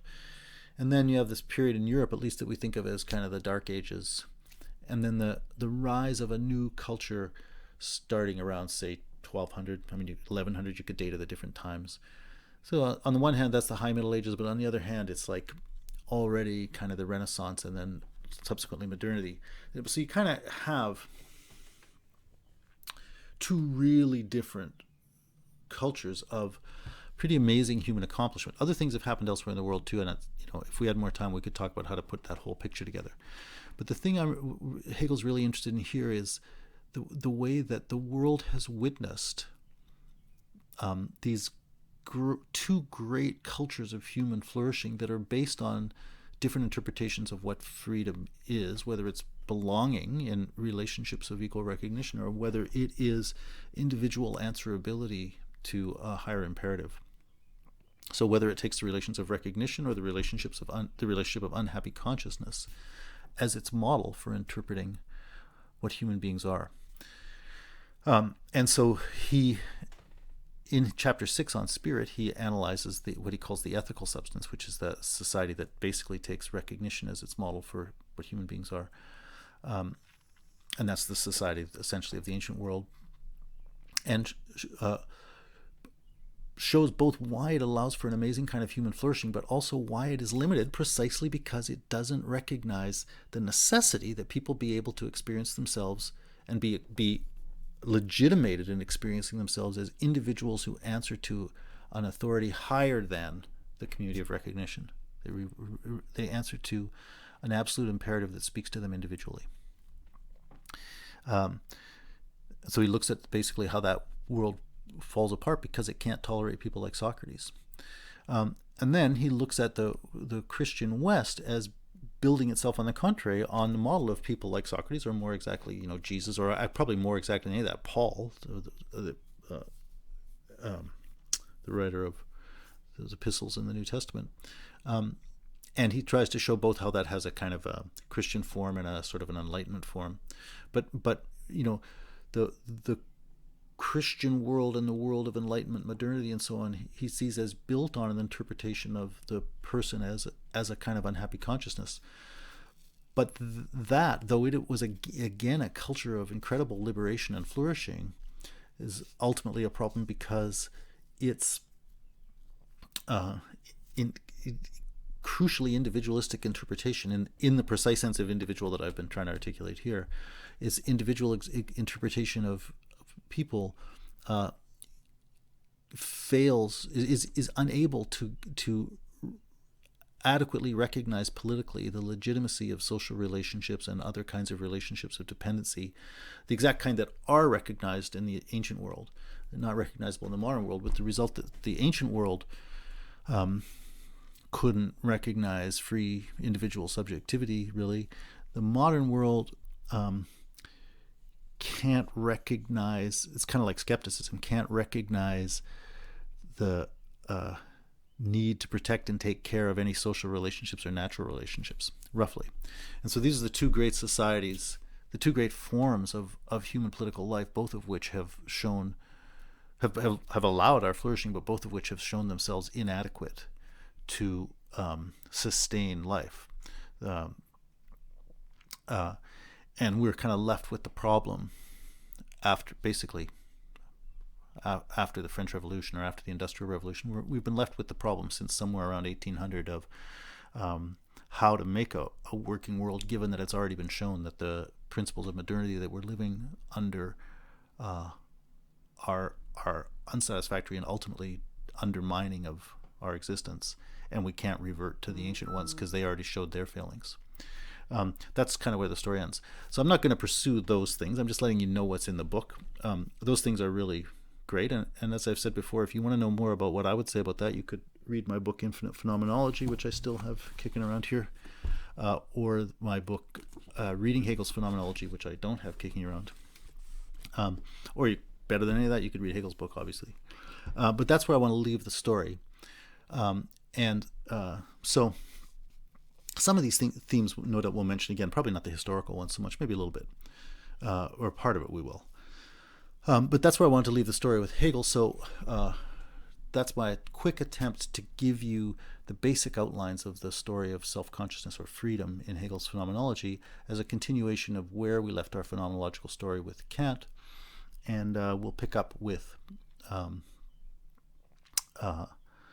Merleau-Ponty, I think, next. Okay.